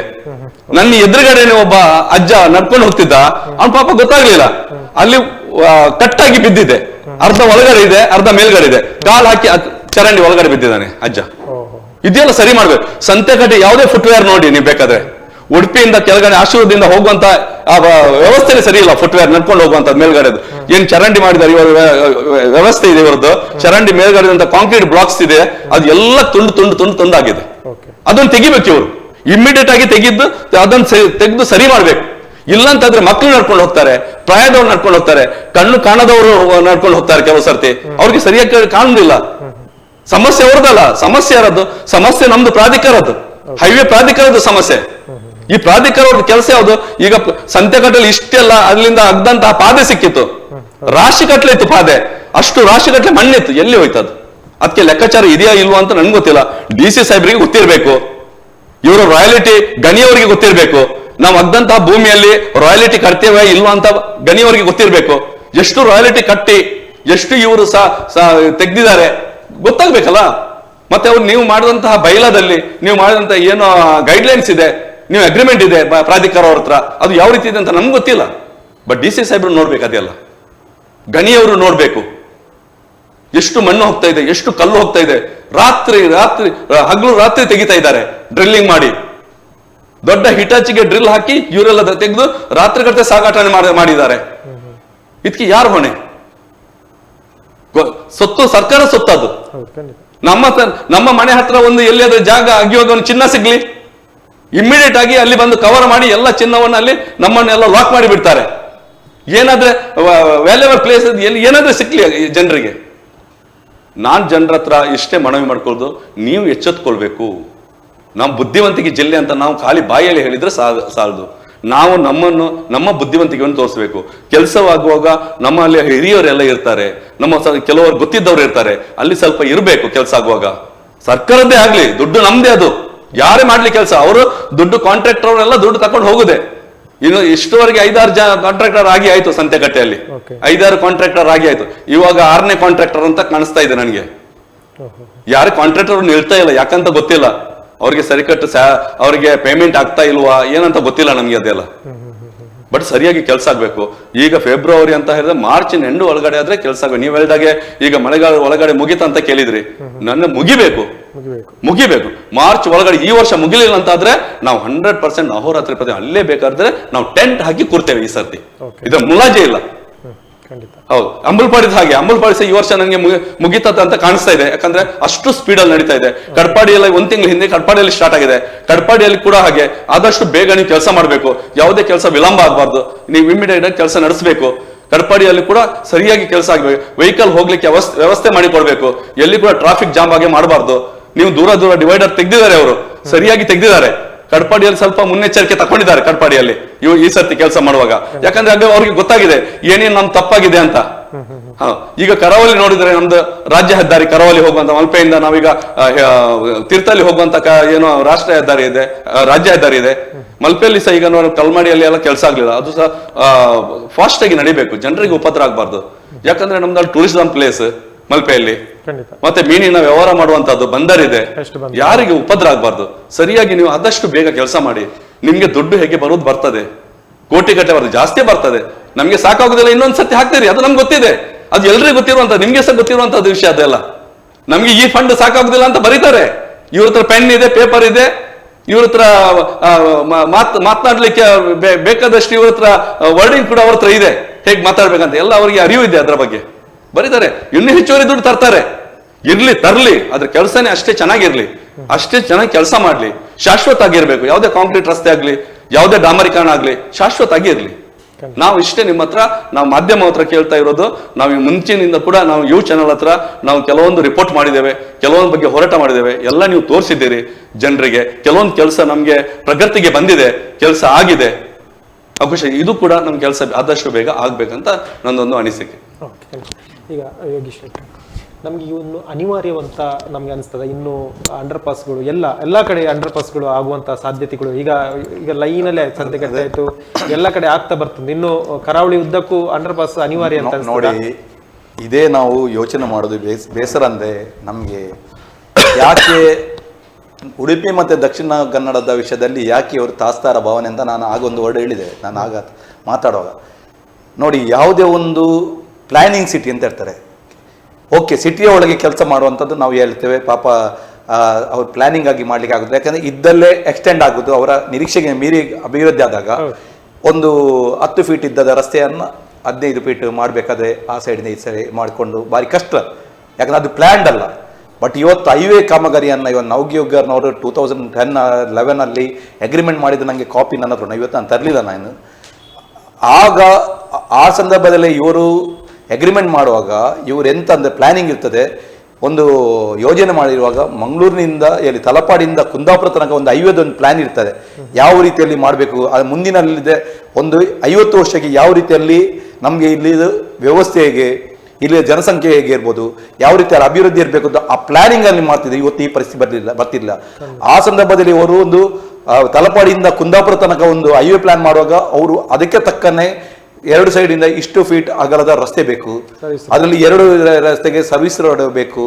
ಆನಂತರ ಮಧ್ಯದಲ್ಲಿ ನಾವು ಒಂದು ವೇಳೆ ಫ್ಯೂಚರ್ಗೆ ಒಂದು ವೇಳೆ ಮೆಟ್ರೋ ಟ್ರೈನ್ ಮಾಡುವಂಥದ್ದು ಅಥವಾ ಯಾವುದೋ ಒಂದು ಫ್ಯೂಚರ್ ಒಂದು ಐಡಿಯಾ ಇರಬೇಕಾದ್ರೆ ಅದಕ್ಕೋಸ್ಕರ ಮಧ್ಯದಲ್ಲಿ ಒಂದು ರಸ್ತೆಯನ್ನು ಬಿಡುವಂಥದ್ದು, ಅದಕ್ಕೆ ಪಿಲ್ಲರ್ಗಳನ್ನು ಹಾಕ್ಲಿಕ್ಕೆ ಅಂತ ವ್ಯವಸ್ಥೆಗಳನ್ನು ಬೇಕು. ಮತ್ತು ಆಯಾಯ ಜಾಗ ನೀವು ಕುಂದಾಪುರದಿಂದ ನೀವು ಅಲ್ಲಿ ತಲಪಾಡಿ ತನಕ ಎವ್ರಿ ಜಂಕ್ಷನ್ ಅಲ್ಲಿಯ ಸ್ಥಿತಿಗತಿಯನ್ನು ಅಧ್ಯಯನ ಮಾಡಬೇಕು, ಸರ್ವೆ ಮಾಡಬೇಕು. ಸರ್ವೆ ಡಿಪಾರ್ಟ್ಮೆಂಟ್ ಇರ್ತಾರೆ, ಪ್ರತಿದಿನ ಎಷ್ಟು ವೆಹಿಕಲ್ ಹೋಗ್ತದೆ, ಅದೇ ಒಂದು 5 ವರ್ಷದ ನಂತರ ಎಷ್ಟು ವೆಹಿಕಲ್ನ ಸಂಖ್ಯೆ ಜಾಸ್ತಿ ಆಗ್ಬೋದು, ಜನಸಂಖ್ಯೆ ಜಾಸ್ತಿ ಆಗ್ಬೋದು. ಆ ಪ್ಲಾನಲ್ಲಿ ಮಿನಿ ಇವತ್ತು ಮೊದಲೇ ಮಿನಿ ಮಾಡ್ತಿದ್ರೆ ಇವತ್ತು ಪಂಪ್ ಆಯಿಲ್ ಚೊಕ್ಕೊಟ್ಟ ಅಂಡರ್ ಪಾಸಿಂಗ್ ಆಯಿತು, ಆನಂತರ ಪಂಪ್ ಆಯಿಲ್, ಆನಂತರ ಇವತ್ತೀಗ ನಂತೂರು ಅಂಡರ್ ಪಾಸಿಂಗ್ ವಿಷಯದಲ್ಲಿ ಅಥವಾ ಫ್ಲೈಓವರ್ ಆಗಬೇಕು ಅಂತ ಒತ್ತಡ ಹೇಳ್ತಾ ಇದ್ದಾರೆ. ಯಾಕಂದರೆ ಅಲ್ಲಿ ಕೂಡ ಇವತ್ತು ಜನಸಂದಣಿಯಾಗಿ ಪ್ರತಿದಿನ ಕಮ್ಮಿಯಲ್ಲಿ 4ರಿಂದ 5 ಗಂಟೆ ಪ್ರತಿದಿನ ಬೆಳಿಗ್ಗೆ ಅವರು ಮತ್ತು ಸಂಜೆ ಅವರಲ್ಲಿ ಹೋಗ್ಲಿಕ್ಕೆ ಸಾಗುತ್ತದೆ ಆ ಪರಿಸ್ಥಿತಿ. ಆನಂತರ ಅಲ್ಲಿಂದ KPD ಸರ್ಕಲ್ ಆಗ್ತದೆ, ಆನಂತರ ಕೊಟ್ಟರ ಫ್ಲೈಓವರ್ ಆಗಿದೆ, ಆನಂತರ ಇವತ್ತು ಕೂಳೂರು ಆಗಿರ್ಬೋದು. 1 ಬೈ ಜಂಕ್ಷನ್ ಇವ್ರು ನೋಡಬೇಕಿತ್ತು. ಫ್ಯೂಚರ್ಗಿಂತ ಪರಿಸ್ಥಿತಿ ಆಗ ಮೊದಲೇ ಮೀನು ಇವತ್ತು ಪ್ಲಾನಿಂಗ್ ಮಾಡ್ತಿದ್ರೆ ಇವತ್ತು ಆಗಾಗ ಅಲ್ಲಲ್ಲಿ ರೋಡ್ ಬ್ಲಾಕ್ ಮಾಡುವಂಥದ್ದು, ಪುನಃ ಅದಕ್ಕೆ ಜನರಿಗೆ ತೊಂದರೆ ಮಾಡುವಂಥ ಪರಿಸ್ಥಿತಿ ಬರ್ತಿರ್ಲಿಲ್ಲ. ಯಾಕೆಂದರೆ ಇವತ್ತು ನಾವು ಕೇರಳದ ಬಗ್ಗೆ ಹೇಳ್ತೇವೆ, ಕೇರಳದ ಹೈವೇ ಹೇಗೆ ಎಷ್ಟು ಚೆಂದ ಆಗಿದೆ, ಇಲ್ಲಿಂದ ತಲಪಾಡಿ ಟು ತಿರುವನಂತಪುರ ಯಾವ ರೀತಿಯಲ್ಲಿ ಪ್ಲಾನ್ ಮಾಡ್ತಿದ್ದಾರೆ ಅಂತ ಹೇಳ್ಕೊಂಡು ಯಾಕೆ ಅದೇ ವ್ಯವಸ್ಥೆಯನ್ನು ಇವತ್ತು ನಮ್ಮಲ್ಲಿ ಮಾಡಲಿಲ್ಲ. ಇವತ್ತು ನೋಡಿ, ಇವತ್ತು ನಾವು ಯೋಚನೆ ಮಾಡಿದರೆ 2011ರಿಂದ 2025 ತನಕ ನಾವು RTಯಲ್ಲಿ ಕೇಳಿದ ಕೆಲವು ಸಲ ಲಾಸ್ಟ್ ಟೈಮ್ ಒಮ್ಮೆ RTಯಲ್ಲಿ ಕೇಳಿದೆವು, ತಲಪಾಡಿಯಿಂದ ಕುಂದಾಪುರ ತನಕ ಎಷ್ಟು ಹೈವೇ ಬದಿಯಲ್ಲಿ ಅಪಘಾತಗಳಾಗಿದೆ ಅಂತ ಕೇಳಿದಾಗ ಪ್ರತಿ ದಿನ ನಮಗೆ ಅಲ್ಲಿ ಬೇರೆ ಬೇರೆ ಸ್ಟೇಷನ್ನಿಂದ ನಮಗೆ ಬರ್ತಿತ್ತು, ಇಷ್ಟು ಅಪಘಾತ ಆಯಿತು, ಇಷ್ಟು ಜನ ಸತ್ರು, ಇಷ್ಟು ಜನ ಇದಾಯಿತು, ಇಷ್ಟು ಜನ ಕೈ ಕಾಲು ಮುರ್ಕೊಂಡ್ರು, ಇಷ್ಟು ಜನ ಇದಾಯಿತು ಅಂತ ನೋಡುವಾಗ ಬೇಸರ ಆಗ್ತದೆ. ಇದೆಲ್ಲ ಯಾರ ಕಾರಣ? ಹೈವೇಯಲ್ಲಿ ಅವರ ಅವೈಜ್ಞಾನಿಕ ರೀತಿಯಿಂದಾಗಿ ಆದದ್ದು. ಇವರು ಎಲ್ಲಿ ಬ್ಯಾರಿಕೇಡ್ ಇಡಬೇಕು, ಎಲ್ಲಿ ಡೈವರ್ಷನ್ ಕೊಡಬೇಕು, ಎಲ್ಲಿ ಲೈಟಿಂಗ್ ವ್ಯವಸ್ಥೆ ಮಾಡಬೇಕು, ಎಲ್ಲ ಯಾವುದು ಮಾಡೋದ್ರಿಂದಾಗಿ ಪಾಪ ಎಷ್ಟೇ ಜನರದ್ದು ಪ್ರಾಣ ಹೋಯ್ತಲ್ಲ. ಇವತ್ತು ನೋಡಿ, ನಿಮಗೆ ಈಗ ಇಲ್ಲಿ ಕಡ್ಪಾಡಲ್ಲಿ ಕೆಲಸ ಆಗ್ತಾ ಉಂಟು ಸ್ವಾಮಿ, ಸಡನ್ನಿಗೆ ಮಾಡ್ಲಿಕ್ಕೆ ಸ್ಟಾರ್ಟ್ ಮಾಡಿದ್ರು.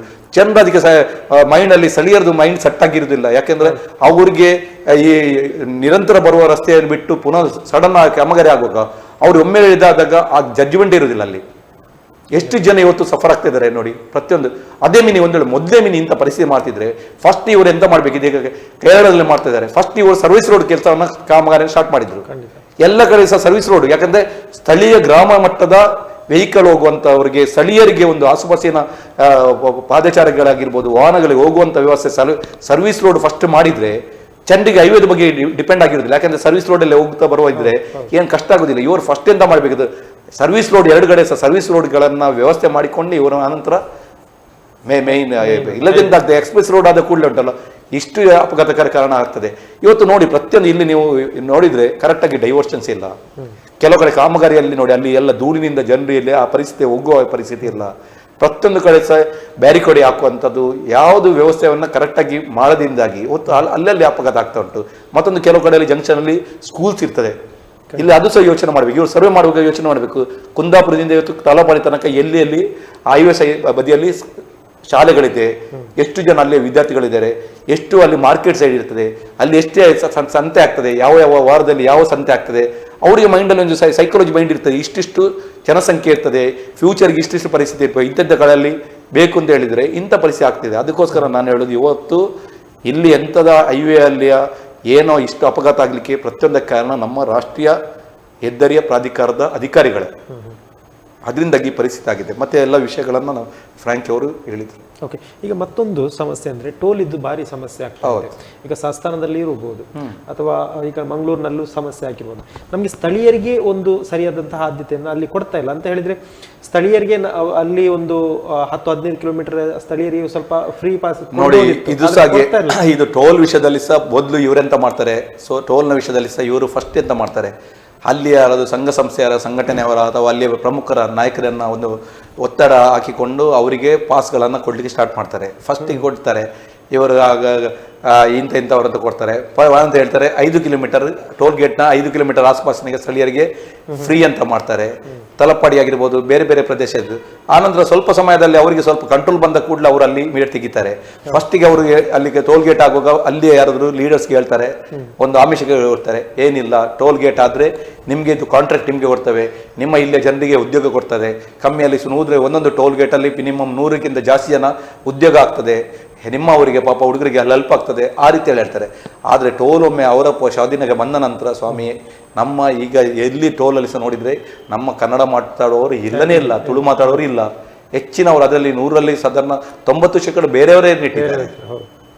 ಅಲ್ಲದೆ ಒಂದು ಟೋಲ್ಗೆ ಸಹ ಒಂದು ಪ್ರೊಸೀಜರ್ ಉಂಟು. ಯಾವುದೇ ಒಂದು ಕಾಮಗಾರಿ ಸಹ ಟೋಲ್ ಕಲೆಕ್ಟ್ ಮಾಡಬೇಕಿದ್ರೆ 80%ಗಿಂತ ಜಾಸ್ತಿ ಕೆಲಸ ಆಗಿದ್ರೆ ಮಾತ್ರ ಟೋಲ್ ಕಲೆಕ್ಷನ್ ಮಾಡಬೇಕು. ಇವರೆಂತ ಮಾಡಿದರೆ ಇಷ್ಟು ಈಗ ಯೋಚನೆ ಮಾಡಿದರೆ ಸಹ ನಾವು ನೋಡಬಹುದು. ಇವನು ಕುಂದಾಪುರದಿಂದ ತಲಪಾಡಿ ತನಕ ನೋಡಿ ಎಷ್ಟು ಕಡೆಯಲ್ಲಿ ಸರ್ವಿಸ್ ರೋಡ್ ಉಂಟು ಸ್ವಾಮಿ. ಎಲ್ಲಿ ಸರ್ವಿಸ್ ರೋಡ್ ಆಗಿದೆ ಸರಿಯಾಗಿ ಹೇಳಿ? ಆದರೆ ಕೂಡ ಈಗ ಇವತ್ತು ಟೋಲಿದ ಹಣವನ್ನು ವಸೂಲು ಮಾಡಲಿಕ್ಕೆ ಎಷ್ಟು ಸಮಯದಿಂದ ಸ್ಟಾರ್ಟ್ ಮಾಡಿದ್ದಾರೆ? ಎಲ್ಲಿ ಉಂಟು ಕರೆಕ್ಟಾಗಿ? ಎಲ್ಲಿ ಟಾಯ್ಲೆಟ್ ವ್ಯವಸ್ಥೆ ಉಂಟು? ಎಲ್ಲಿ ಕರೆಕ್ಟಾಗಿ ಬಸ್ ಸ್ಟ್ಯಾಂಡ್ ಉಂಟು? ಎಲ್ಲಿ ವ್ಯವಸ್ಥೆ ಮಾಡಿದ್ದಾರೆ? ಅಲ್ಲಿ ಯಾವ ನಿಜವಾಗಿ ಬೇರೆ ಹೈವೇ ಕಂಪೇರ್ ಮಾಡಿದರೆ ನಮ್ಮದು ಇವತ್ತು ದಕ್ಷಿಣ ಕನ್ನಡ ಆಗಿರ್ಬೋದು, ಉಡುಪಿ ಅಲ್ಲದೆ ರಾಜ್ಯದ ಬೇರೆ ಕಡೆಯಲ್ಲಿ ಆಗಿರ್ಬೋದು, ಇವತ್ತು ಮೈಸೂರು ರಸ್ತೆ ಮೈಸೂರು ಆಗಿರ್ಬೋದು, ಅಥವಾ ನೀವು ಅದು ಕೇರಳದಲ್ಲಿ ಆಗಿರುವಂಥ ಹೈವೇ ಅಲ್ಲಿ ನೋಡಿದರೆ, ಇವತ್ತು ಕಂಪ್ಯಾರಿಸನ್ ನಮ್ಮ ಹೈವೇಗೆ ನೋಡಿದರೆ ಎಲ್ಲಿ ಉಂಟು ಸ್ವಾಮಿ ಕರೆಕ್ಟಾಗಿ ಒಂದು ವ್ಯವಸ್ಥೆ? ಎಷ್ಟು ಹೈವೇ ಬದಿಗಳಲ್ಲಿ ಟಾಯ್ಲೆಟ್ ವ್ಯವಸ್ಥೆ ಉಂಟು?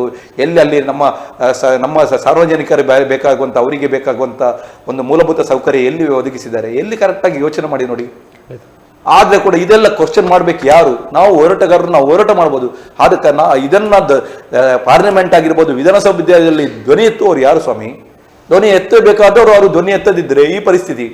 ನಾನು ಕೆಲವು ಸಲ ಹೇಳಿದ್ದೇನೆ, ನಮ್ಮ ಪ್ರತಿಭಟನೆ ಸಂದರ್ಭದಲ್ಲಿ ಕೆಲವರು ಲೀಡರ್ಸ್ ಎಲ್ಲ ಬರ್ತಾರೆ, ಓಕೆ ನಾವು ವೆಲ್ಕಮ್, ನಮ್ಮ MP ಗಳು MLA ಬರ್ತಾರೆ, ಯಾಕೆಂದ್ರೆ ನಾವು ಅವರಿಗೆ ಗೌರವ ಕೊಡ್ತೇವೆ, ಯಾಕೆಂದ್ರೆ ನಮ್ಮವರು ಅವ್ರು ನಮ್ಮ ಮತದಿಂದ ಆಯ್ಕೆಯಾದವರು, ಅವರಿಗೆ ನಾವು ಯಾವ ಗೌರವ ಕೊಡ್ತೇವೆ. ಆದ್ರೆ ನಾವು ಹೇಳೋದು, ನೀವು ಪ್ರತಿಭಟನೆ ಸಂದರ್ಭದಲ್ಲಿ ಬಂದು ನಮ್ಮ ಹತ್ರ ನೀವು ಅಹವಾಲನ್ನೇ ತಗೊಳ್ಳಿ. ಜಸ್ಟ್ ನೀವು ಅಹವಾಲನ್ನು ತೆಗೊಳ್ಬೇಕು. ನಮ್ಮ ಎಂತ ನೋವುಂಟು, ಎಂತ ಬೇಡಿಕೆಗಳನ್ನು ನೀವು ತಗೊಳ್ಬೇಕು. ನೀವು ಅದನ್ನು ಆನಂತರ ನೀವು ಅಲ್ಲಿ ಭಾಷಣ ಮಾಡೋದಲ್ಲ. ನೀವು ಭಾಷಣ ಮಾಡಬೇಕಾದ್ರೆ ನೀವು ವಿಧಾನಸಭೆ ಅಥವಾ ಪಾರ್ಲಿಮೆಂಟಲ್ಲಿ ನೀವು ಮಾಡಬೇಕು. ಇಲ್ಲಿ ರೋಡ್ ಶೋ ಮಾಡೋದಲ್ಲ. ನೀವು ಬಂದು ಇಲ್ಲಿ ಪ್ರತಿಭಟನೆ, ಇಲ್ಲಿ ಪಾಪ ಸಂಘ ಸಂಸ್ಥೆಗಳು, ಇಲ್ಲಿ ಸಾರ್ವಜನಿಕರು ಮಾತಾಡ್ತಾರೆ, ನೀವು ಅವರ ಧ್ವನಿಯಾಗಿಕೊಂಡು ನೀವು ಅಲ್ಲಿ ವಿಧಾನಸೌಧದಲ್ಲಿ ಅಥವಾ ಪಾರ್ಲಿಮೆಂಟಲ್ಲಿ ಈ ಧ್ವನಿಯನ್ನು ಎತ್ತಿ ಅಲ್ಲ ನೀವು. ನಾವು ನಮ್ಮ ಬೇಡಿಕೆಯನ್ನ ಇಲ್ಲಿ ಇವತ್ತು ಮಾಧ್ಯಮದವರು ಒಳ್ಳೆ ವೆರಿ ಉತ್ತಮವಾಗಿ ವೆರಿ ಸ್ಟ್ರಾಂಗ್ ಆಗಿ ಅವರು ಮಾಧ್ಯಮದವರು ಬೇರೆ ಬೇರೆ ವಿಷಯದಲ್ಲಿ ಸಮಸ್ಯೆ ಬಗ್ಗೆ ಬೆಳಕನ್ನು ಚೆಲ್ಲುತ್ತಾರೆ. ಆಗ ಇದನ್ನ ಸಂಬಂಧಪಟ್ಟ ನಮ್ಮ ಯಾರು MLA ಅವರು MP ಗಳು ಅದನ್ನ ಅವರು ಅಲ್ಲಿ ವಾಯ್ಸ್ ರೈಸ್ ಮಾಡಬೇಕು. ಇಲ್ಲದೆ ಅವರಿಗೆ ಆಗುದಿಲ್ಲ ಆದ್ರೆ ಅವ್ರು ನಮ್ಮೊಟ್ಟಿಗೆ ಬೀದಿಯಲ್ಲಿ ಬಂದು ಹೋರಾಟ ಮಾಡಬೇಕು. ಅವ್ರು ಹೇಳ್ಬೇಕು, ಇಲ್ಲ ಸಾರಿ ನಮ್ಗೆ ನಮ್ಮ ಇಲ್ಲಿ ಬೇಡಿಕೆಗೆ ಅಲ್ಲಿ ಮನ್ನಣೆ ಕೊಡ್ತಾ ಇಲ್ಲ, ಅಲ್ಲಿಯ ಸೈಟ್ ಅವರು ಸ್ಟ್ರಾಂಗ್ ಇದ್ದಾರೆ, ನಮಗೆ ಕೇರ್ ಮಾಡೋದಿಲ್ಲ ಅಂತ ಹೇಳಿ, ಸ್ವಾಮಿ ನೀವು ನಮ್ಮೊಟ್ಟಿಗೆ ಬಂದು ನಮ್ಮನ್ನ ನೀವು ನಮ್ಮೊಟ್ಟಿಗೆ ಇದ್ದು ಪ್ರತಿಭಟನೆಗೆ ನೀವು ಇಳಿದಿರಲ್ಲ, ಆಗ ಸರ್ಕಾರ ನಿಮ್ಮ ಹತ್ರ ಬರ್ತಾರೆ. ನೀವು ಸರ್ಕಾರಕ್ಕೆ ಹೋಗೋ ಬದಲು ಸರ್ಕಾರ ನಿಮ್ಮ ಹತ್ರ ಬರ್ತಾರೆ. ನೀವು ಒಂದು MLA ಅವರು ಬಂದು ಲೀಡರ್ಶಿಪ್ ತಗೊಂಡು ನಮ್ಮಂತ ಇಲ್ಲಿ ದೊಡ್ಡ ಹೋರಾಟವನ್ನ ಹಮ್ಮಿಕೊಳ್ಳಿ. ಆಗ ಅದೇ ಯಾರು ನಿಮ್ಮನ್ನು ಕೇರ್ ಮಾಡೋದಿಲ್ಲ, ಅದೇ ಯಾರು ಮಂತ್ರಿ ಆಗಿರ್ಬೋದು, ಅಧಿಕಾರಿಗಳು, ಯಾರು ನಿಮ್ಮ ಮುಖ್ಯಮಂತ್ರಿಗಳು ಆ ಹೋಲಲ್ಲಿ ಕೇಳಿಕೆ ಬರ್ತಾರೆ. ಇವತ್ತು ಮಂಡ್ಯ ಭಾಗದಲ್ಲಿ ಆಗಿರ್ಬೋದು, ಬೇರೆ ಬೇರೆ ಸಂದರ್ಭದಲ್ಲಿ ಆಗಿರ್ಬೋದು, ಕಾವೇರಿ ಹೋರಾಟ ಆಗಿ ಬೇರೆ ಬೇರೆ ಹೋರಾಟದ ಸಂದರ್ಭದಲ್ಲಿ ಎಲ್ಲ ಹೋರಾಟದ ಆಟೋಮೆಟಿಕಲಿ ಎಲ್ಲ ಸರ್ಕಾರ ಹೊರತು ಹೋಗಿದೆ. ಯಾಕೆ? ಆ ಪ್ರತಿಭಟನೆಯ ತೀವ್ರಗತಿ ಆದಾಗ ಸರ್ಕಾರವೇ ಜನರ ಬಳಿ ಬರ್ತದೆ. ಆ ಪರಿಸ್ಥಿತಿಯನ್ನು ನಿರ್ಮಾಣ ಮಾಡುವಂಥದ್ದು ಯಾರು ಮಾಡಬೇಕು? ನಮ್ಮ ರಾಜಕಾರಣಿಗಳಾಗಿರ್ಬೋದು. ನೀವು ಕೇವಲ ಓಟ್ ಟೈಮಲ್ಲಿ ಇದು ಮಾಡೋದು ಬೇಡ. ನೀವು ಓಟಿಗೋಸ್ಕರ ಪೊಲಿಟಿಕ್ಸ್ ಮಾಡೋದಿಲ್ಲ. ನಿಮ್ಮ ಬೇರೆ ಬೇರೆ ಸಂದರ್ಭದಲ್ಲಿ ಇಲ್ಲಪ್ಪ ನಮಗೆ ತೊಂದರೆ ಇಲ್ಲ, ನಮ್ಮ ಪಾರ್ಟಿಯ ಹೆಸರು ಇಟ್ಕೊಂಡು ಓಟ್ ಬರ್ತದೆ ಅಂತ ಹೇಳ್ಕೊಂಡು ಆ ರೀತಿಯಾಗಿ ನಮ್ಮನ್ನು ಜನರನ್ನು ಇವತ್ತು ಕಡೆಗಣಿಸಿದ ಇವತ್ತು ಪರಿಸ್ಥಿತಿ ಆಗ್ತದೆ. ನೋಡಿ, ಕೆಲವು ನೋಡುವಾಗ ನನಗೆ ಇವಾಗ ಸಹ ನೋಡ್ತಾ ಕೆಲವು ಸಹ ಕಣ್ಣೀರು ಬರ್ತದೆ. ಕೆಲವು ಕಡೆಯಲ್ಲಿ ಪಾಪ ರಸ್ತೆ ಇಲ್ಲ, ಕೆಲವು ಕಡೆ ಇವತ್ತು ಕೂಡ ಗುಡಿಸಲಲ್ಲಿದ್ದಾರೆ. ನಾವು ಇವತ್ತು ಹೇಳ್ತೇವೆ ಸ್ವಾತಂತ್ರ್ಯಕ್ಕೆ ಇಷ್ಟು ವರ್ಷ ಆಯಿತು, ಆದರೆ ಸಹ ಈಗ ಸಹ ನಮಗೆ ಬೇಸರ ಆಗ್ತದೆ. ಇವತ್ತು ಬೇರೆ ಬೇರೆ ಇವತ್ತು ನಾವು ಯೋಚನೆ ಮಾಡಿದ್ರೆ ಇವತ್ತು ನಾವು ಹಾಸ್ಪಿಟಲ್ ನೋಡಿದರೆ ಗೊತ್ತಾಗ್ತದೆ. ಕೆಲವು ಸಲ ನಮ್ಮ ನಿರಂತರ ಇವತ್ತು ಆರೋಗ್ಯ ಸಹ ಹೋಗ್ತಾರೆ, ನಾವು ನಿರಂತರ ಇವತ್ತು ನಮ್ಮ ಪ್ರಾಥಮಿಕ ಆರೋಗ್ಯ ಕೇಂದ್ರ ಆಗಿರ್ಬೋದು ಅಥವಾ ಜಿಲ್ಲಾ ಆಸ್ಪತ್ರೆಗಳಾಗಿರ್ಬೋದು, ಅಲ್ಲಿ ಸಹ ಎಷ್ಟು ಕೆಲವು ಕೊರತೆಗಳು. ಅಥವಾ ಇವರಿಗೆ ಒಮ್ಮೆ ಆಯುಷ್ಮಾನ್ ಯೋಜನೆ ಬಗ್ಗೆ ಜನರಿಗೆ ತಿಳುವಳಿಕೆ ಇಲ್ಲ. BPL ಕಾರ್ಡಿಗೆ ನವರಿಗೆ ಯಾವುದು ಟ್ರೀಟ್ಮೆಂಟ್ ಸಿಗ್ತದೆ ಅಥವಾ APL ಕಾರ್ಡ್ನವರಿಗೆ ಯಾವ ಸವಲತ್ತು ಸಿಗ್ತದೆ ಗೊತ್ತಿಲ್ಲ ಪಾಪ. ಇವರು ಗೌರ್ಮೆಂಟ್ ಸರ್ಕಾರಿ ಆಸ್ಪತ್ರೆ ಫ್ರೀ ಸಿಗ್ತದೆ ಅಂತ ಪಾಪ APL ಅವರು ಹೋದ್ರೆ ಜಿಲ್ಲಾ ಆಸ್ಪತ್ರೆಯಲ್ಲೇ ಅವರಿಗೆ ಚಾರ್ಜ್ ಮಾಡ್ತಾರೆ. ಅದು ಸ್ಕ್ಯಾನಿಂಗ್ ಇದು ಸ್ಕ್ಯಾನಿಂಗ್, ನೀವು ಸ್ಟಂಟ್ ಇದಿಸ್ಕೊಡಿ ಅದು ಕೊಡಿ ಅಂತ. ಸ್ವಾಮಿ, ಸರ್ಕಾರ ಆಸ್ಪತ್ರೆ ಅಂತ ಹೇಳ್ಕೊಂಡು ಇವತ್ತು ಪೇಮೆಂಟ್ ಮಾಡುವಂಥ ವ್ಯವಸ್ಥೆ ಇದೆಲ್ಲ ಯಾರು ಹೊಣೆ ಸ್ವಾಮಿ? ಇವತ್ತು ಫುಡ್ ವಿಷಯದಲ್ಲಿ ಆಗಿದೆ ನೋಡಿ, ಇವತ್ತು ಪ್ರತಿಯೊಂದು ಫುಡ್ ಆಹಾರದಲ್ಲಿ ಸಹ ಕಲಬೆರಕೆ ಉಂಟು. ಬೇರೆ ಬೇರೆ ನಾವು ಮಾತಾಡ್ಬೋದು ಸುಮಾರು ಒಂದು ಇಡೀ ದಿನ ನಾವು ಇವತ್ತು ಲೈವ್ ಡಿಸ್ಕಷನ್ ಮಾಡಿದ್ರೆ ಕೂಡ ಆಗಲಿಕ್ಕೆ ಅಲ್ಲ, ಅಷ್ಟು ಪ್ರತಿಯೊಂದು ವಿಷಯದ ಸಹ ನಮ್ಮ ಕೊರತೆಗಳು ಎದ್ದು ಕಾಣ್ತುಂಟು. ಇದಕ್ಕೆಲ್ಲ ಯಾರು ಕಾರಣ? ನಮ್ಮಂಥ ಹೋರಾಟಗಾರರು ನಾವು ಮಾತಾಡಿ ಸಾಕಾಗ್ತದ? ನಮ್ಮ ಹೋರಾಟಗಾರರಿಗೆ ನೀವು ಕರೆಕ್ಟಾಗಿ ಸ್ಪಂದನೆ ಕೊಟ್ಟರೆ ಇಂಥ ಪರಿಸ್ಥಿತಿ ಬರೋದಿಲ್ಲ. ಅದಕ್ಕೋಸ್ಕರ ನಾವು ವಿನಂತಿ ಮಾಡೋದು, ಎಲ್ಲ ನಾವು ಸಾರ್ವಜನಿಕರಾಗಿರ್ಬೋದು, ಸಂಘ ಸಂಸ್ಥೆಯವರು ಹೋರಾಟ ಮಾಡುವ ಮೊದಲೇ ನೀವು ರಾಜಕಾರಣಿಗಳಾಗಿರುವ MLAಗಳು ನೀವು ಎಚ್ಚೆತ್ತುಕೊಂಡು ನೀವು ಮಾಡಿದರೆ ನಮ್ಮ ಜನರು ಎಲ್ಲರಿಗೆ ಕೂಡ ಉಪಕಾರ ಆಗ್ತದೆ ಮತ್ತು ನಿಮ್ಮನ್ನು ನೆನಪಿಡ್ತಾರೆ. ಇವತ್ತು ನಾವು ಕೆಲವರು ಅಧಿಕಾರಿಗಳು ಇವತ್ತು ನಿಮ್ಮದೇ ಪೊನ್ನುರಾಜ್ ಆಗಿರ್ಬೋದು, ಭರತ್ ಆಲ್ಮೀನ್ ಆಗಿರ್ಬೋದು, ಬೇರೆ ಬೇರೆ ಅಧಿಕಾರಿಗಳನ್ನು ಇವತ್ತು ನಮ್ಮ ಟೆಲಿಕಾಂ ಡಿಪಾರ್ಟ್ಮೆಂಟಲ್ಲಿ KRAM ಅಂತ ಇದ್ದರು, ಅವರು ಅದು ಟೆಲಿಕಾಂ ಡಿಪಾರ್ಟ್ಮೆಂಟಲ್ಲಿ ಅಂತ ಕೆಲವರು ವ್ಯಕ್ತಿಗಳನ್ನು ಇವತ್ತು ನಾವು ನೆನಪು ಮಾಡ್ತೇವೆ. ಯಾಕೆ? ನೀವು ಅವ್ರಿಗೆ ಮಾಡಿದ ಕೆಲಸಗಳನ್ನು. ಯಾಕಂದ್ರೆ ನಾವು ಸಮಾಜ ನಿಮ್ಮನ್ನು ಗುರುತಿಸ್ತದೆ, ಆದರೆ ನೀವು ನಿಮಗೆ ಕೊಟ್ಟ ಸಂದರ್ಭದಲ್ಲಿ ನಿಮಗೆ ಕೊಟ್ಟ ಒಂದು ಆ ಅಧಿಕಾರಗಳನ್ನು ನೀವು ಬಳಸ್ಕೊಳ್ಳಿ.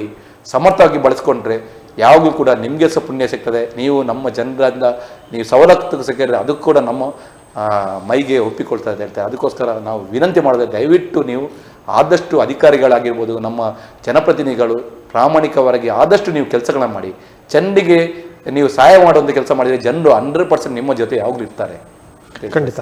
ಓಕೆ, ಇದುವರೆಗೆ ನಮ್ಮ ಯು ಚಾನಲ್ನ ಒಂದು ಸ್ಟುಡಿಯೋಗೆ ಬಂದು ಸಾಕಷ್ಟು ವಿಚಾರಗಳ ಬಗ್ಗೆ ನೀವು ಮಾಹಿತಿಯನ್ನು ಕೊಟ್ಟಿದ್ರಿ. ಯು ಚಾನಲ್ ಪರವಾಗಿ ನಿಮಗೆ ಇಬ್ಬರಿಗೂ ನಾನು ಧನ್ಯವಾದಗಳನ್ನು ಅರ್ಪಿಸ್ತೇನೆ. ವೀಕ್ಷಕರೇ, ಇದುವರೆಗೆ ತುಳುನಾಡು ರಕ್ಷಣಾ ವೇದಿಕೆಯ ಸ್ಥಾಪಕ ಅಧ್ಯಕ್ಷರಾಗಿರುವಂತಹ ಜಪ್ಪು ಯೋಗಿ ಶೆಟ್ಟಿ ಹಾಗೂ ಉಡುಪಿ ಜಿಲ್ಲಾ ಅಧ್ಯಕ್ಷರಾಗಿರುವಂತಹ ಫ್ರಾಂಕಿ ಡಿಸೋಜ್ ಅವರು ಭಾಗವಹಿಸಿ ಕರಾವಳಿಯ ಕೆಲವೊಂದು ಸಮಸ್ಯೆಗಳ ಬಗ್ಗೆ ಬೆಳಕನ್ನು ಚೆಲ್ಲಿದ್ದಾರೆ. ಮಾತ್ರವಲ್ಲದೆ ಮನವಿಯನ್ನು ಕೂಡ ಮಾಡಿರುವಂಥದ್ದು. ಆದಷ್ಟು ಬೇಗದಲ್ಲಿ ಏನೆಲ್ಲ ಕಾಮಗಾರಿಗಳು ಬಾಕಿ ಇದೆ ಅದನ್ನು ಆದಷ್ಟು ಬೇಗ ಮುಗಿಸಿ, ಇಲ್ಲವಾದರೆ ಪ್ರತಿಭಟನೆ ಎಚ್ಚರಿಕೆಯನ್ನು ಕೂಡ ನೀಡಿರುವಂಥದ್ದು. ಇದು ಈ ವಾರದ ವಾಯ್ಸ್ ಆಫ್ ಯು ಕಾರ್ಯಕ್ರಮ. ಮುಂದಿನ ವಾರ ಮತ್ತೆ ಭೇಟಿಯಾಗ್ತೀನಿ. ಅಲ್ಲಿ ತನಕ ನೋಡ್ತೀರಿ ಚಾನಲ್.